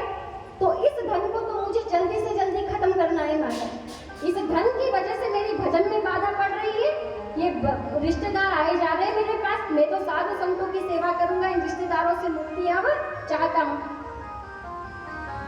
ज्यादा लोग आएंगे तो मेहमान निवाजी भी करनी पड़ती है, भले चाहो कि नहीं चाहो, घर में कोई आएगा तो करना ही पड़ेगा अपने को। तो वो दोनों हाथों से लुटाने लगे महाराज, इतना इतना लुटावे कि 12 पीढ़ी में जो खत्म ना होने वाला वो 12 महीने में खत्म कर दिया। सोचो कितना लुटाया होगा। उसी बीच में इनके 3 संतान भी होती है। कितनी 3 संतान होती है इसमें? एक तो श्यामल दास पुत्र होते हैं, 2 कन्याएं होती है इनके, कुंवर सेना जिसको हम नानी बाई कहते हैं, और रतन सेना जो सबसे छोटी होती है। पर नानी बाई के ससुराल में इतनी पीड़ाएं उनको देखी ना, उन्होंने तो छोटी बहन ने ब्याह ही नहीं नहीं किया, वो नरसिंह जी के साथ भजन करने लग जाती है। वो उन्होंने तो ब्याह किया नहीं, और इधर इनके 3 संतान हुई इस प्रकार से। अब नानी बाई का ब्याह जो है ना, वो भी उसी समय में कर दिया था नरसिंह जी ने। किस समय में? जिस समय में उनके पास खूब वैभव था ना, उस समय में। तो उनका ब्याह कहाँ हुआ था? अंजार नगर में। अब एक सामान्य माता पिता तो जितना दहेज देते हैं ना, उससे 3 गुना ज्यादा दहेज नरसिंह मेहता ने अपनी बेटी नानी बाई को दिया था हमारे विवाह के समय में, 3 गुना ज्यादा। अब सब तो लुटा दिया उन्होंने, अब तो उनके पास कुछ भी नहीं बचा। अब क्या बचा रहता है? बस केवल और केवल साधु संत जो है। देखो ये संसार के लोग जो है ना, धन को देख करके आते हैं, और साधु संत भजन को देख कर आते हैं।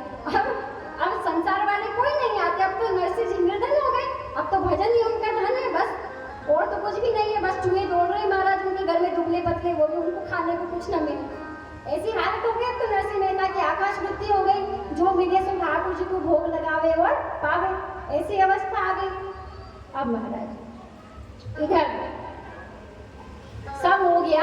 अब एक बार जो है इनके पिताजी का श्राद्ध आया, तो जब श्राद्ध आया पिताजी का, तो 700 घर थे ब्राह्मण के जूनागढ़ में। नागर ब्राह्मण के कितने घर थे?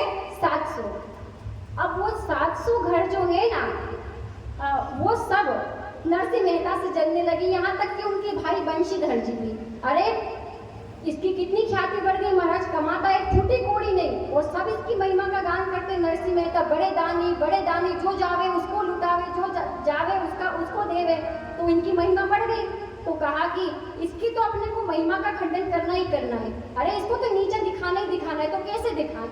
अब वो 700 घर नागर ब्राह्मण के जो है वो, और बंशीधर जी उनके खास बड़े भाई महाराज, खास बड़े भाई विरोधी हो गए। प्रतिष्ठा किसी को अच्छी नहीं लगती महाराज। अब प्रतिष्ठा बढ़ गई ना उनकी, सब लोग तारीफ कर रहे, तो तारीफ पच नहीं रही उनके।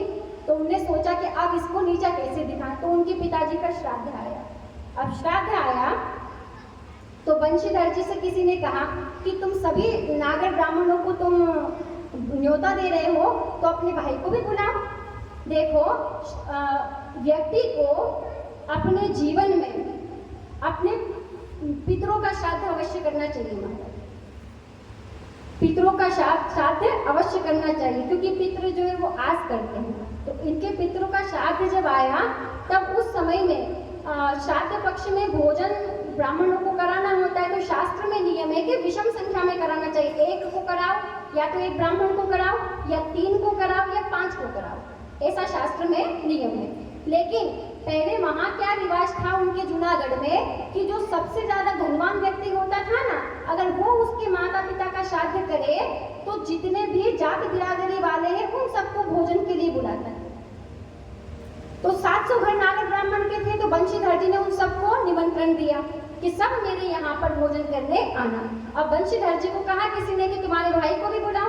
तो बंशीधर जी गए महाराज, और गए तो ऐठ देखो आप क्या कह रहे बंशीधर जी। ए नरसिंह सुन जरा। नरसिंह जी बाहर आए के बड़े, हाँ भाई साहब, फिर भी हाथ जोड़ के बोल रहे नरसिंह जी, हाँ भाई साहब बोलिए। तो कल पिताजी का श्राद्ध है, आ जाना अपनी पत्नी के साथ में, बहुत काम होगा, पूरी जात बिरादरी भोजन करने आएगी, जल्दी आ जाना थोड़ा।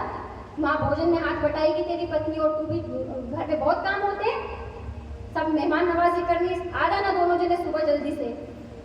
नरसिंह मेहता ने हाथ जोड़कर बोला, भाई साहब मेरे घर ठाकुर जी विराजते हैं, इतने साधु संत विराजते हैं, पहले हम अपने ठाकुर जी को भोग लगाएंगे, उनकी सेवा करेंगे, और उसके बाद में साधु संतों को भोजन कराएंगे, और उसके बाद फिर आपके यहाँ आएंगे। अब तो महाराज बंशीधर जी तो और कुपित हो गए और कहने लगे, अच्छा तुझे इन साधु संतों की बड़ी है, ये बैरागी, और तुझे इतने अच्छे लग रहे, तुझे तेरे पिता से बिल्कुल प्रेम नहीं है, तू तेरे पिता के श्राद्ध में भी आना नहीं चाहता है, तो फिर आना ही मत। क्या कह दिया? तुझे आने की कोई जरूरत नहीं है। अगर तेरे मन में तेरे पिता के लिए थोड़ा भी सम्मान हो ना, तो तेरे ही घर में श्राद्ध करना, मेरे घर पर पाँव मत रखना। अब महाराज बंशीधर जी कुपित होकर चले गए। नरसिंह मेहता ने कहा, ठीक है, जैसी प्रभु की इच्छा। अब नरसिंह मेहता के हृदय में भाव तो था ही। तो अब आए पत्नी के पास की देवी, अब अपन भी श्राद्ध करते हैं पिताजी का, तो राशन तो चाहिए। तो राशन कैसे लेके आए महाराज, कुछ तो था नहीं घर में, अब दुकानदार को कुछ देंगे तब तो द्रव्य आएगा। तो कहा पत्नी ने कि बस एक कंगन रखा है, ये कंगन ले जाओ। तो नरसिंह मेहता कहते हैं कि इसके कितने से 20-25 रुपए आएंगे महाराज, पर फिर भी ठीक है मैं लेके जाता हूँ, जितना सामान आएगा उतना तो लेके आए। अब गए नरसिंह मेहता वो कंगन लेकर के एक सेठ जी के यहाँ पर। अब इधर जब सेठ जी के यहाँ जा रहे थे नरसिंह मेहता, तो मार्ग में उनको 2-4 ब्राह्मण मिले चबूतरे के पास। तो उनसे कहते हुए गए कि मेरे पिताजी का श्राद्ध है, तो आप भोजन करने के लिए आ जाना।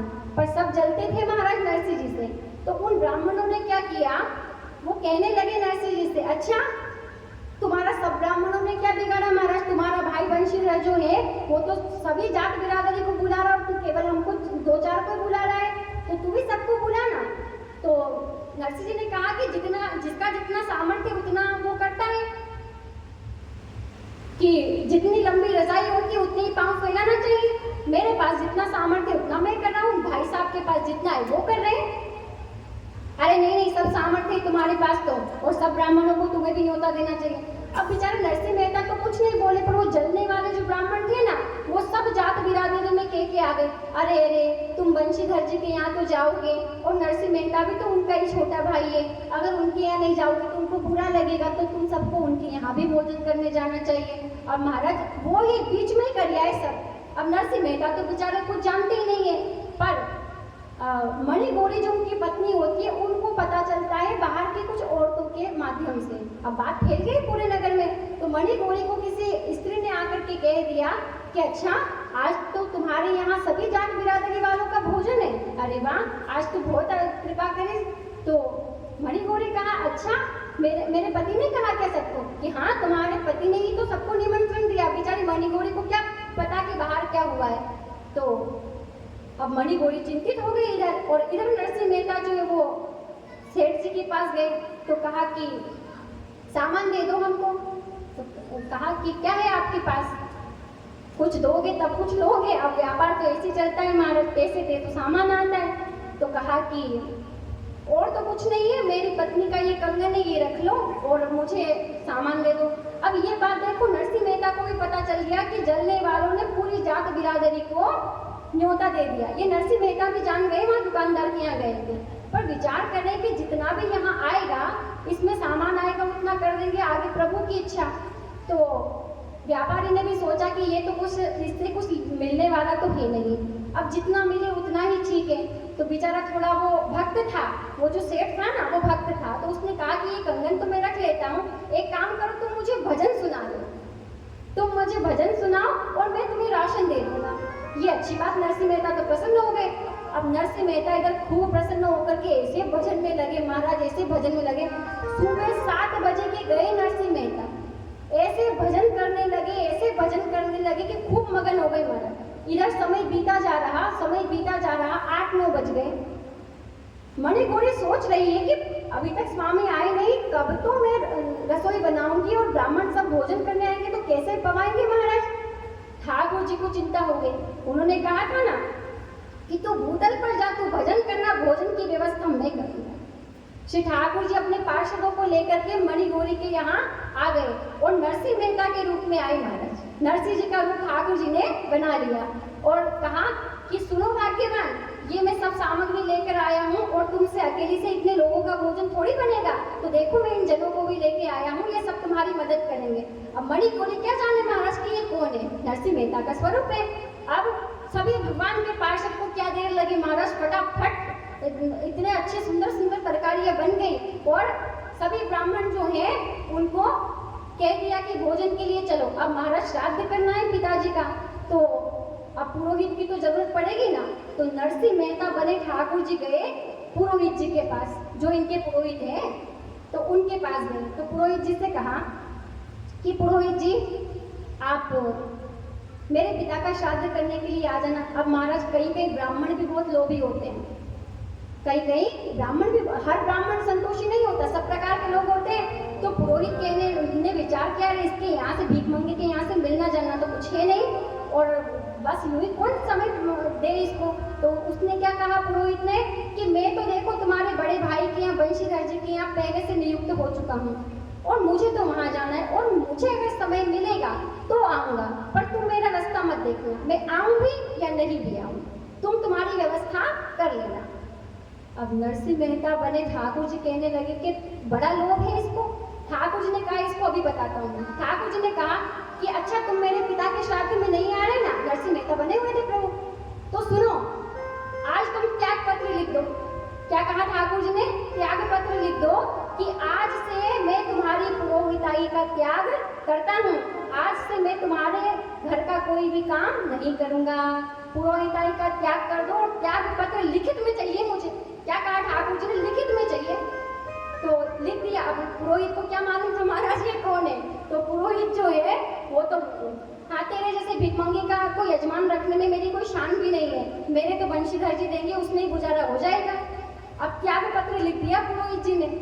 अब तो पुरोहित जी तो गए बंशीधर जी के यहाँ।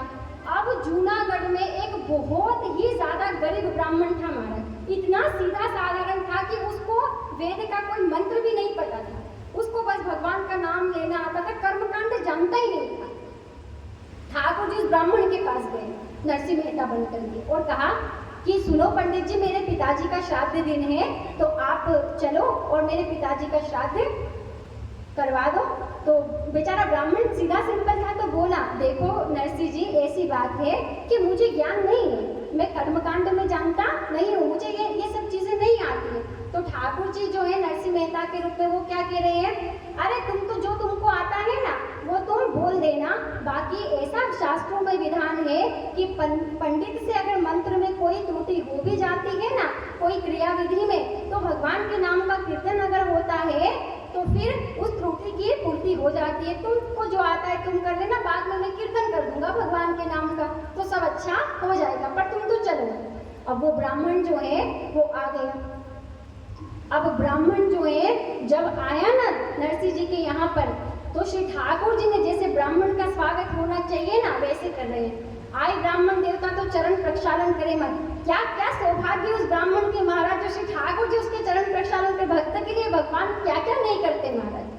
आज उस ब्राह्मण के चरण श्री ठाकुर जी धो रहे हैं, उसके चरणों की पूजा की है। और जब मस्तक की पूजा करने के लिए श्री ठाकुर जी ने जो ही चंदन अपने हाथ में लिया और आज उस ब्राह्मण के ललाट पर जैसे ही श्री ठाकुर जी ने अपना कर कमल पधराया चंदन लगाने के समय में, क्यों ही वो ब्राह्मण जो इतना मूर्ख था महाराज, वेद वेदांत के मंत्र उसको प्रकट हो गए बोलते हुए, जिसका स्पर्श परम पिता परमेश्वर कर ले, क्या वो अज्ञानी रह सकता है? इतना अबोध ब्राह्मण जो है विद्वान हो गया महाराज, और उसके जिह्वा से वेद के और सबके श्लोक जो है वो मंत्र उच्चारण होने लगे। अब तो वो मंत्र बोले और नरसिंह मेहता के जो पिता है उनका भी कैसा सौभाग्य महाराज, नरसिंह मेहता तो वहाँ भजन कर रहे हैं और श्री ठाकुर जी जो है वहाँ नरसिंह बनकर के उनके घर में उनका श्राद्ध कर रहे हैं महाराज, पिंडदान कर रहा मेरा ठाकुर। क्या जरूरत पड़ रही है उनको ये सब करने की? पर कहा है उन्होंने कि जो मेरे आश्रित रहता है उस भक्त के जीवन का सब भार मैं अपने कंधों पर उठाकर चलता हूँ। मेरा भक्त भजन करता है तो मैं मेरे भक्त के जीवन के जो कर्तव्य है वो स्वयं मैं निभाता हूँ। श्री ठाकुर जी पिंडदान कर रहे हैं, श्राद्ध कर रहे हैं आज नरसिंह मेहता के पिताजी का। हो गया पूरा, श्राद्ध की विधि पूरी हो गई। फिर सब ब्राह्मणों को बुलाया और उन 700 ब्राह्मणों के परिवारों को खूब अच्छे से प्रभु ने भोजन कराया। और जिसने श्राद्ध करवाया ना महाराज, उस पंडित को ठाकुर जी ने इतनी सोने की मोहरें दी, इतनी सोने की मोहरें दी कि 7 पीढ़ियां भी उसकी घर बैठ करके खाए ना तो उसको किसी गृहस्थी के यहाँ पर मंत्र बोलने जाने की जरूरत नहीं, इतना दिया ठाकुर जी। और जो जो ब्राह्मण आए थे ना भोजन करने, उन सबको श्री ठाकुर जी ने सोने की मुद्राएं जो है वो ब्राह्मण भोजन के बाद दक्षिणा देते हैं तो दक्षिणा के रूप में दी। 5-5 जोड़ वस्त्र दिए महाराज। श्री ठाकुर जी ने इतने वैभव से श्राद्ध किया है कि सब देखते ही रह गए महाराज। ये खबर जो है पूरे जूनागढ़ में फैल गई। अब पूरे जूनागढ़ में फैल गई कि अरे नरसिंह मेहता ने तो ऐसा श्राद्ध किया और इतना इतना दान दिया, इतना इतना दक्षिणा दी, अरे सब ब्राह्मणों का घर भंडार से भर दिया महाराज, सब धन भंडार भर गए सब ब्राह्मणों के। कोई ब्राह्मण आज जूनागढ़ का गरीब नहीं रहा, इतना आज नरसिंह मेहता ने लुटाया। अब महाराज सबने जब भोजन कर लिया तब नरसिंह मेहता बने श्री ठाकुर जी ने भी भोजन किया और फिर मणि गौरी जो उनकी पत्नी थी नरसिंह जी की, उनसे कहा कि अब मैं बाहर जा रहा हूँ, तुम भी भोजन कर लेना। अब सब तो चले गए, ठाकुर जी भी चले गए। इधर सुबह 7 बजे से गए नरसिंह जी, शाम के 7 बज गए। अब भान हुआ उनको, अरे मेरे पिताजी का श्राद्ध है और अब तो सूर्यास्त होने वाला है। सब गया महाराज, जल्दी जल्दी वो घी का एक पीपा लेकर के और नरसिंह मेहता जो घर की तरफ आए। देखिए शास्त्रों में ऐसा विधान है कि देव कार्य अगर करना हो तो भले ही उधार लेकर के कर लेना चाहिए, पर पितृ कार्य जो है कभी भी उधारी पे नहीं करना चाहिए। शास्त्रों में ऐसा नियम है कि अपने पिताजी का श्राद्ध करना हो, अपने पितरों के लिए कुछ भी करना हो ना, तो अपने ही ढंग से करना चाहिए, कभी भी उधार लेकर नहीं करना चाहिए। अगर आपकी सामर्थ्य नहीं है तो दक्षिण दिशा की तरफ घास की एक मुट्ठी भर लो महाराज, हरी घास की, और अपने पितरों को प्रणाम करो और कहो कि हे पितृ देवता, मेरी सामर्थ्य ऐसी नहीं है कि मैं ब्राह्मण को भोजन करा सकूं, इसलिए मैं आपके नाम का ये जो मेरे पास है, ये इतना ही घास जो है आपके नाम का गौ माता को गौग्रास दे रहा हूँ, इससे ही आप संतुष्ट हो जाना। तो शास्त्र प्रमाण दे रहे हैं कि उस एक मुट्ठी गौग्रास से, उस हरे चारे से जो गौ माता के मुख में गया है, वो आपके पितृ उससे ही प्रसन्न हो गए महाराज। पर कर्जा करके कभी भी अपने पितरों के लिए कुछ भी नहीं करना चाहिए, क्योंकि कर्जे का पितरों को मिलता नहीं है। कर्जे का कभी भी पितरों को मिलता नहीं है, क्योंकि जो पितरों ने आपके लिए छोड़ा है वो ही संपत्ति पर उनका अधिकार है, दूसरी पर नहीं। तो ऐसा शास्त्रों में कहा गया। अब वो घी का पीपा लेकर के आए तो क्या देखा कि मणि गौरी उनकी पत्नी भोजन कर रही महाराज। नरसिंह मेहता कुपित हुए थोड़े से, अरे भाग्यवान ये क्या कर रही हो आप भोजन कर रही हो, अभी ठाकुर जी को भोग लगा नहीं, ब्राह्मण भोजन हुआ नहीं, पिताजी का श्राद्ध हुआ नहीं और आप भोजन करने बैठ गई। ऐसा तो आपने पहले कभी नहीं किया कि मैंने भोजन करने से पहले ही कर लिया हो। मणि गौरी आश्चर्य से देखने लगी, अरे स्वामी आप ये क्या कह रहे हैं? अरे आपने ही तो सब सामान जुटाया और आपने ही तो इतने इतने ब्राह्मणों को भोजन कराया, आपने ही वो पुरोहित जी को बुला करके और श्राद्ध करवाया, सब कुछ तो आपने करवाया, यहाँ तक कि आपने भोजन भी कर लिया, मैं तो आपकी झूठी थाली में ही तो पा रही हूँ। अब महाराज नरसिंह जी तो आश्चर्य में पड़ गए। नरसिंह जी कहने लगे कि ये तो देखो देवी, बात ऐसी है कि मैं देखो मेरे हाथ में घी का डिब्बा, मैं तो अभी अभी दुकानदार के यहाँ से आ रहा हूँ, मैं तो श्री ठाकुर जी के भजन में इतना मस्त हो गया था, इतना मगन हो गया था कि मुझे तो समय का भान ही नहीं रहा, और मैं तो ये घी लेकर अभी आया हूँ। फिर मेरे जरिए को विचार आया कि श्री ठाकुर जी ने कहा था कि मैं पग पग पर तेरी सहायता करूँगा। श्री ठाकुर जी आए महाराज। अब नरसिंह मेहता के नेत्र सजल हो गए कि अरे मेरा प्रभु कितना दयालु है कि जो कर्तव्य मेरा था वो सारा का सारा कर्तव्य जो आज मेरे ठाकुर ने निभा लिया। और मणि गौरी से वो थाली ले ली महाराज और कहने लगे, नरसिंह मेहता, देवी कहते हैं कि पत्नी का जूठा कभी पति को नहीं खाना चाहिए, लेकिन भले ही तुमने इसमें से खा लिया हो, पर ये मेरे ठाकुर जी का अग्रामित है देवी, ये साधारण भोजन नहीं है, इसलिए आज तुम्हें कोई अपराध नहीं लगेगा, मुझे इस थाली में से भोजन तुम करने दो। तो नरसिंह मेहता ने जबरदस्ती मणि गौरी जो है उनकी पत्नी, उनकी थाली में से आज भोजन को पाया है। श्री ठाकुर जी का अग्रामित पाया महाराज। ऐसी ऐसी कृपा श्री ठाकुर जी करते हैं। इतने जलने लगे लोग उनसे, इतने जलने लगे कि कुछ संत महात्मा तीर्थ यात्रा करने के लिए जाने लगे ना, तो उनको हुंडी भरनी थी, उनको हुंडी लिखवानी थी 700 रुपए की, और उनको द्वारिका जाना था, तो कि ये हुंडी लिखवाना तो हम द्वारिका में नगद रुपया ले लें, क्योंकि पहले ऐसी व्यवस्था नहीं थी, चोर डाकुओं का ज्यादा भय था, तो हुंडी यहाँ लिखवाई, और अगर उनका सेठ वहाँ पे हो कोई काम करने वाला तो वो नगद पैसा दे देता था, ऐसे हुंडी लिखी जाती थी। तो उन ब्राह्मणों ने ऐसी ईर्ष्या पालते थे नरसिंह जी से। अब नरसिंह जी के घर में तो कुछ है नहीं, वो तो बस भजन करते, जो ठाकुर जी दे दे उससे भोग लगा के जीवन निर्वाह। अब वो संत महात्मा जो है वो आए, तो उन्होंने कहा कि भाई हुंडी लिखवानी है, तो वो इकट्ठे हो गए और क्या कहा, हुंडी लिखवानी हो ना तो नरसिंह मेहता के यहाँ चले जाओ, नरसिंह मेहता के यहाँ तुम चले जाओ।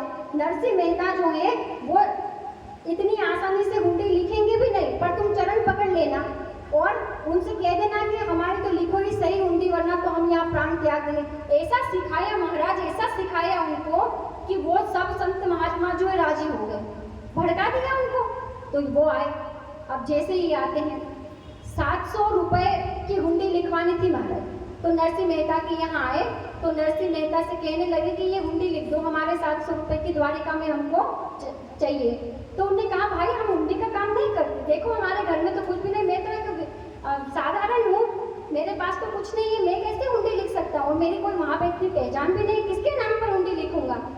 तो उन्होंने कहा कि नहीं नहीं आप तो लिखो हुंडी। महाराज नरसिंह मेहता कहने लगे मैं हुंडी का काम नहीं करता।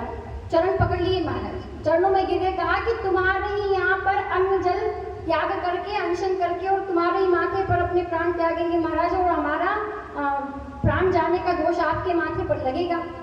तो अब नरसिंह मेहता ने विचार किया कि श्री ठाकुर जी कुछ लीला करना चाहते लगता है, तो ठाकुर जी की जैसी इच्छा। तो नरसिंह मेहता जो है उन्होंने सांवलसा नाम से हुंडी लिख दी महाराज, 700 रुपए की हुंडी लिखी और कह दिया कि सांवलसा नाम के जो है वो द्वारिका में है सेठ, और उनके यहाँ से तुम्हें 700 रुपए नगद ले लेना। अब लिख दिया पत्र में, क्या लिखा कि हे सांवलसा, हे श्याम सुंदर, मैं मजबूरी में ये लिख रहा हूँ। क्या लिखा नरसिंह मेहता ने कि ये ब्राह्मण, ये संत महात्मा जो है, ये मेरे यहाँ पर मेरे भवन में जो आपने मुझे भजन के लिए दिया है उसमें ये प्राण त्याग करना चाहते हैं, तो मैं ये मजबूरी में लिख रहा हूँ, लेकिन प्रभु मेरी हुंडी की लाज रखना। तो ये हुंडी जो है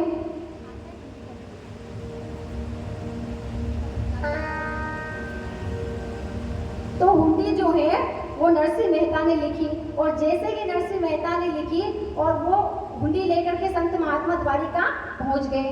अब द्वारिका पहुंचे तो पूरी द्वारिका नगरी की गली गली में ढूंढे महाराज की सांवलसा नाम के कहाँ है, सांवलसा नाम के कहाँ है। पूरी द्वारिका नगरी में कहीं दुकान न मिले। अब बेचारे संत महात्मा सब हैरान परेशान होकर के थक गए और गोमती नदी के तट पर आकर बैठ गए।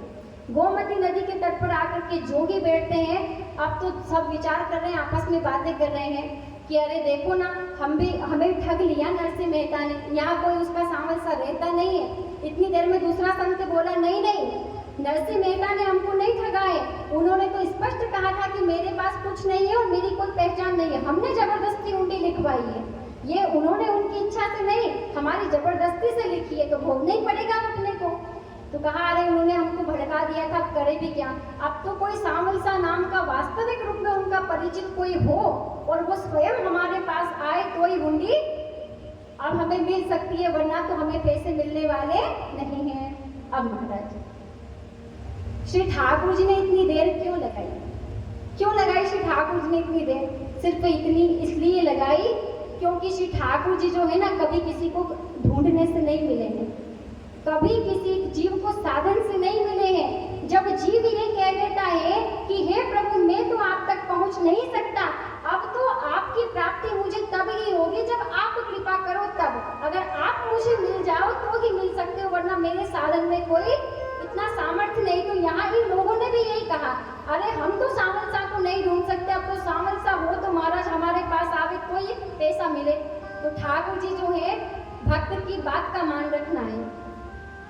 प्रबल प्रेम के पाले पड़कर प्रभु को नियम बदलते देखा, अपना मान भले टल जाए पर भक्त का मान न टलते देखा। भक्त की बात कैसे खराब होने दे सकते? सांवलसा को आना तो था ही, पर संत को पहले उनको हताश निराश करना था। अगर संत को पहले ही मिल जाते तो फिर क्या महिमा चढ़ती महाराज। तो फिर आए सांवलसा महाराज, पाग बांधी सुंदर ठाकुर जी ने कलम लगाई कान में, जैसे मुनीम जी लगाते हैं ना, वही खाता अपने बगल में दबाया और जोर जोर से बोल रहे, अरे भाई जूनागढ़ से कोई हुंडी लेकर के आया क्या मेरे नरसिंह मेहता की? अरे भाई 700 रुपए की कोई हुंडी लेकर आया क्या जूनागढ़ से? किसने, कोई नरसिंह मेहता का कोई हुंडीदार है क्या? ऐसे जोर जोर से श्री ठाकुर जी बोले। तो अब सब संत महात्माओं के जैसे मृत शरीर में प्राणों का संचार हो जाए। अब थके हारे थे बेचारे, उन्होंने अब सोचा कि अब तो हम आए हैं जूनागढ़ से तो हुंडी लेकर के। तो कहा कि हाँ हम आए हैं, आप कौन हो? तो कहा कि सांवलसा मेरा नाम है। अच्छा तुम सांवलसा हो? महाराज पूरी नगरी में गली गली में ढूंढ लिया, आपका कहीं पता न था। आप जो है कहाँ रहते हैं आप? कहाँ आपकी दुकान है? अगर आप सावल सा है, क्या आप नरसी जी के लिए काम करते हो? हाँ हाँ, नरसी जी, अरे नरसी जी हमारे सेठ हैं और मेरे जैसे तो 360 मुनि में महाराज, मैं तो नरसी जी का गुलाम हूँ। क्या कहा ठाकुर जी ने? मेरे जैसे 360 उसके गुलाम हैं और ये तो नरसी जी ने मुझ जैसे पर कृपा करी है। अब की बार उनकी दृष्टि जो है, कृपा की दृष्टि मुझ पर पड़ी है, इसलिए मुझे ये सेवा का सौभाग्य मिला है। अच्छा, तुम अगर सावल सा हो तो फिर तुम्हारी वो दुकान तो बता दो जहाँ तुम हुंडी को चुकाते हो। तो कहीं तो दिखाई नहीं दी। अरे हम क्या ऐसे भीड़ भाड़ में रहते हैं, हम एकांत में रहते हैं और हमारा पता कोई नहीं जानता, केवल और केवल हरिदास जानते हैं महाराज। जो भगवान के भक्त है वही हमारा पता बता सकते हैं और कोई भी नहीं बता सकता। अच्छा तो बताओ, आपकी दुकान तो बता दो। श्री ठाकुर जी ने महाराज थोड़ी ही दूर पर इतनी सुंदर दुकान जो है वो प्रकट कर दी। ठाकुर जी क्या नहीं कर सकते, सुंदर से दुकान प्रकट कर दी और मुनिम जी बन करके बड़ी ऊंची गादी पर बैठ गए महाराज और कहने लगे कि लाओ बताओ हमें कितने रुपए की हुंडी लिखी है।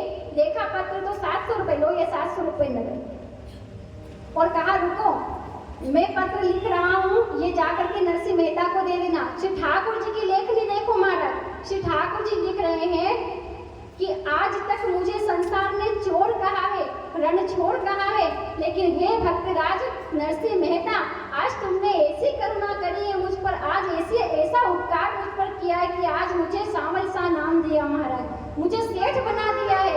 तो दुनिया जिसे चोर और रणछोड़ कहती थी, आज उसको सावल शाह के नाम से जाना जाता है। मैं तो तुम्हारा ऋणी हो गया नरसिंह। ये पत्र में लिखा ठाकुर जी ने और कहा संत महात्माओं की जाओ ये पत्र मेरे नरसिंह को देना और कहना मैंने हुंडी भर दी। अब संत महात्मा आए महाराज, अब नरसिंह मेहता तो घबरा गए, वो संत महात्मा को देख करके, इनको हुंडी मिली नहीं द्वारिका में, अब ये मारेंगे महाराज।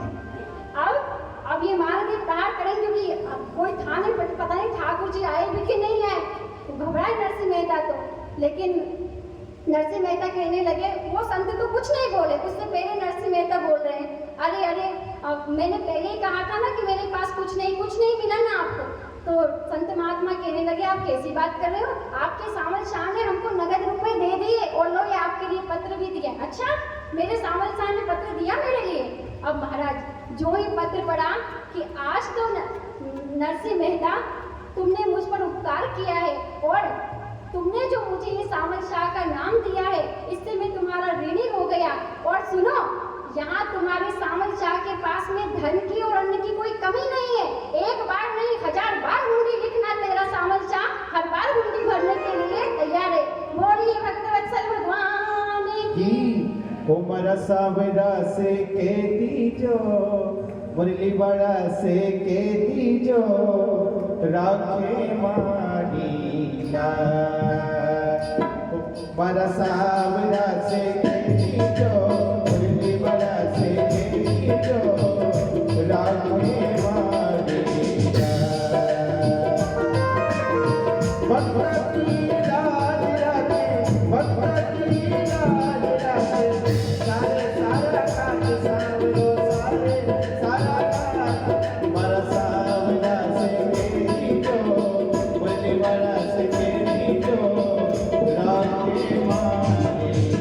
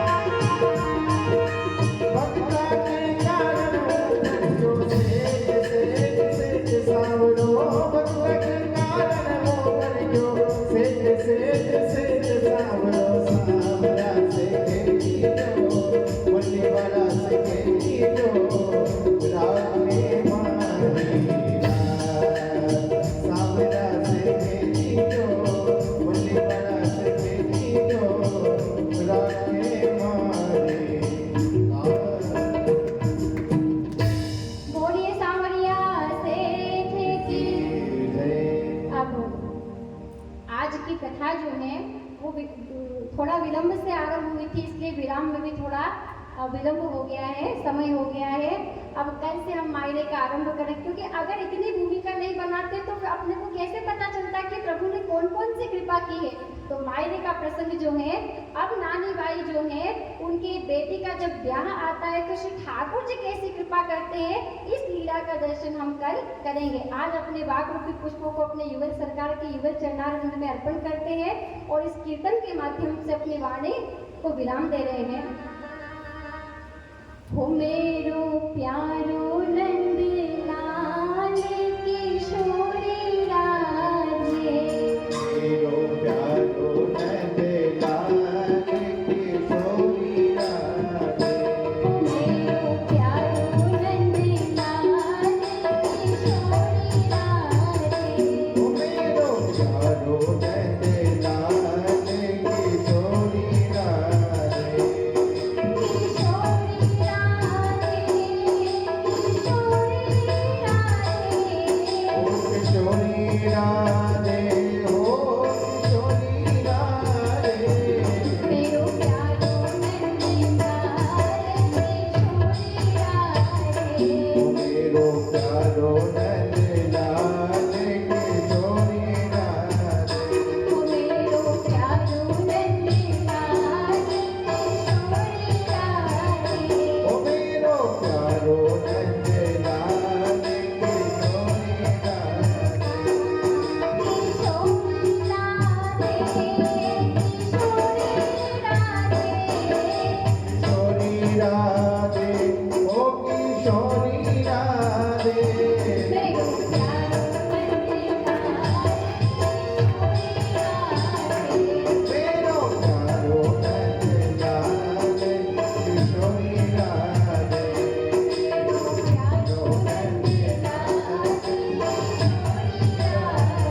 ओ मेरो प्यारो नंद लाल किशोरी राधे,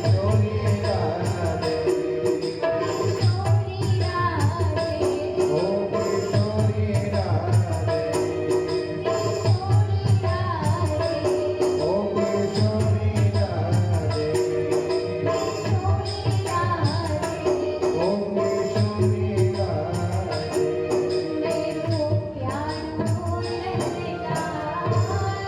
किशोरी राधे, बोलिए युगल सरकार की, भक्तनाथ नरसिंह मेहता की, श्री जी प्यारे की।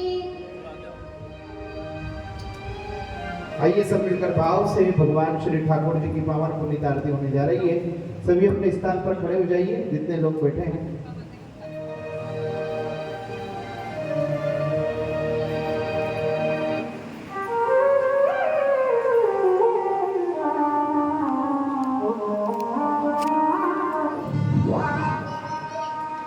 आइए सब मिलकर भाव से कोठारी आरती वो तारो मारा सावरिया, हरि आरती वो तारो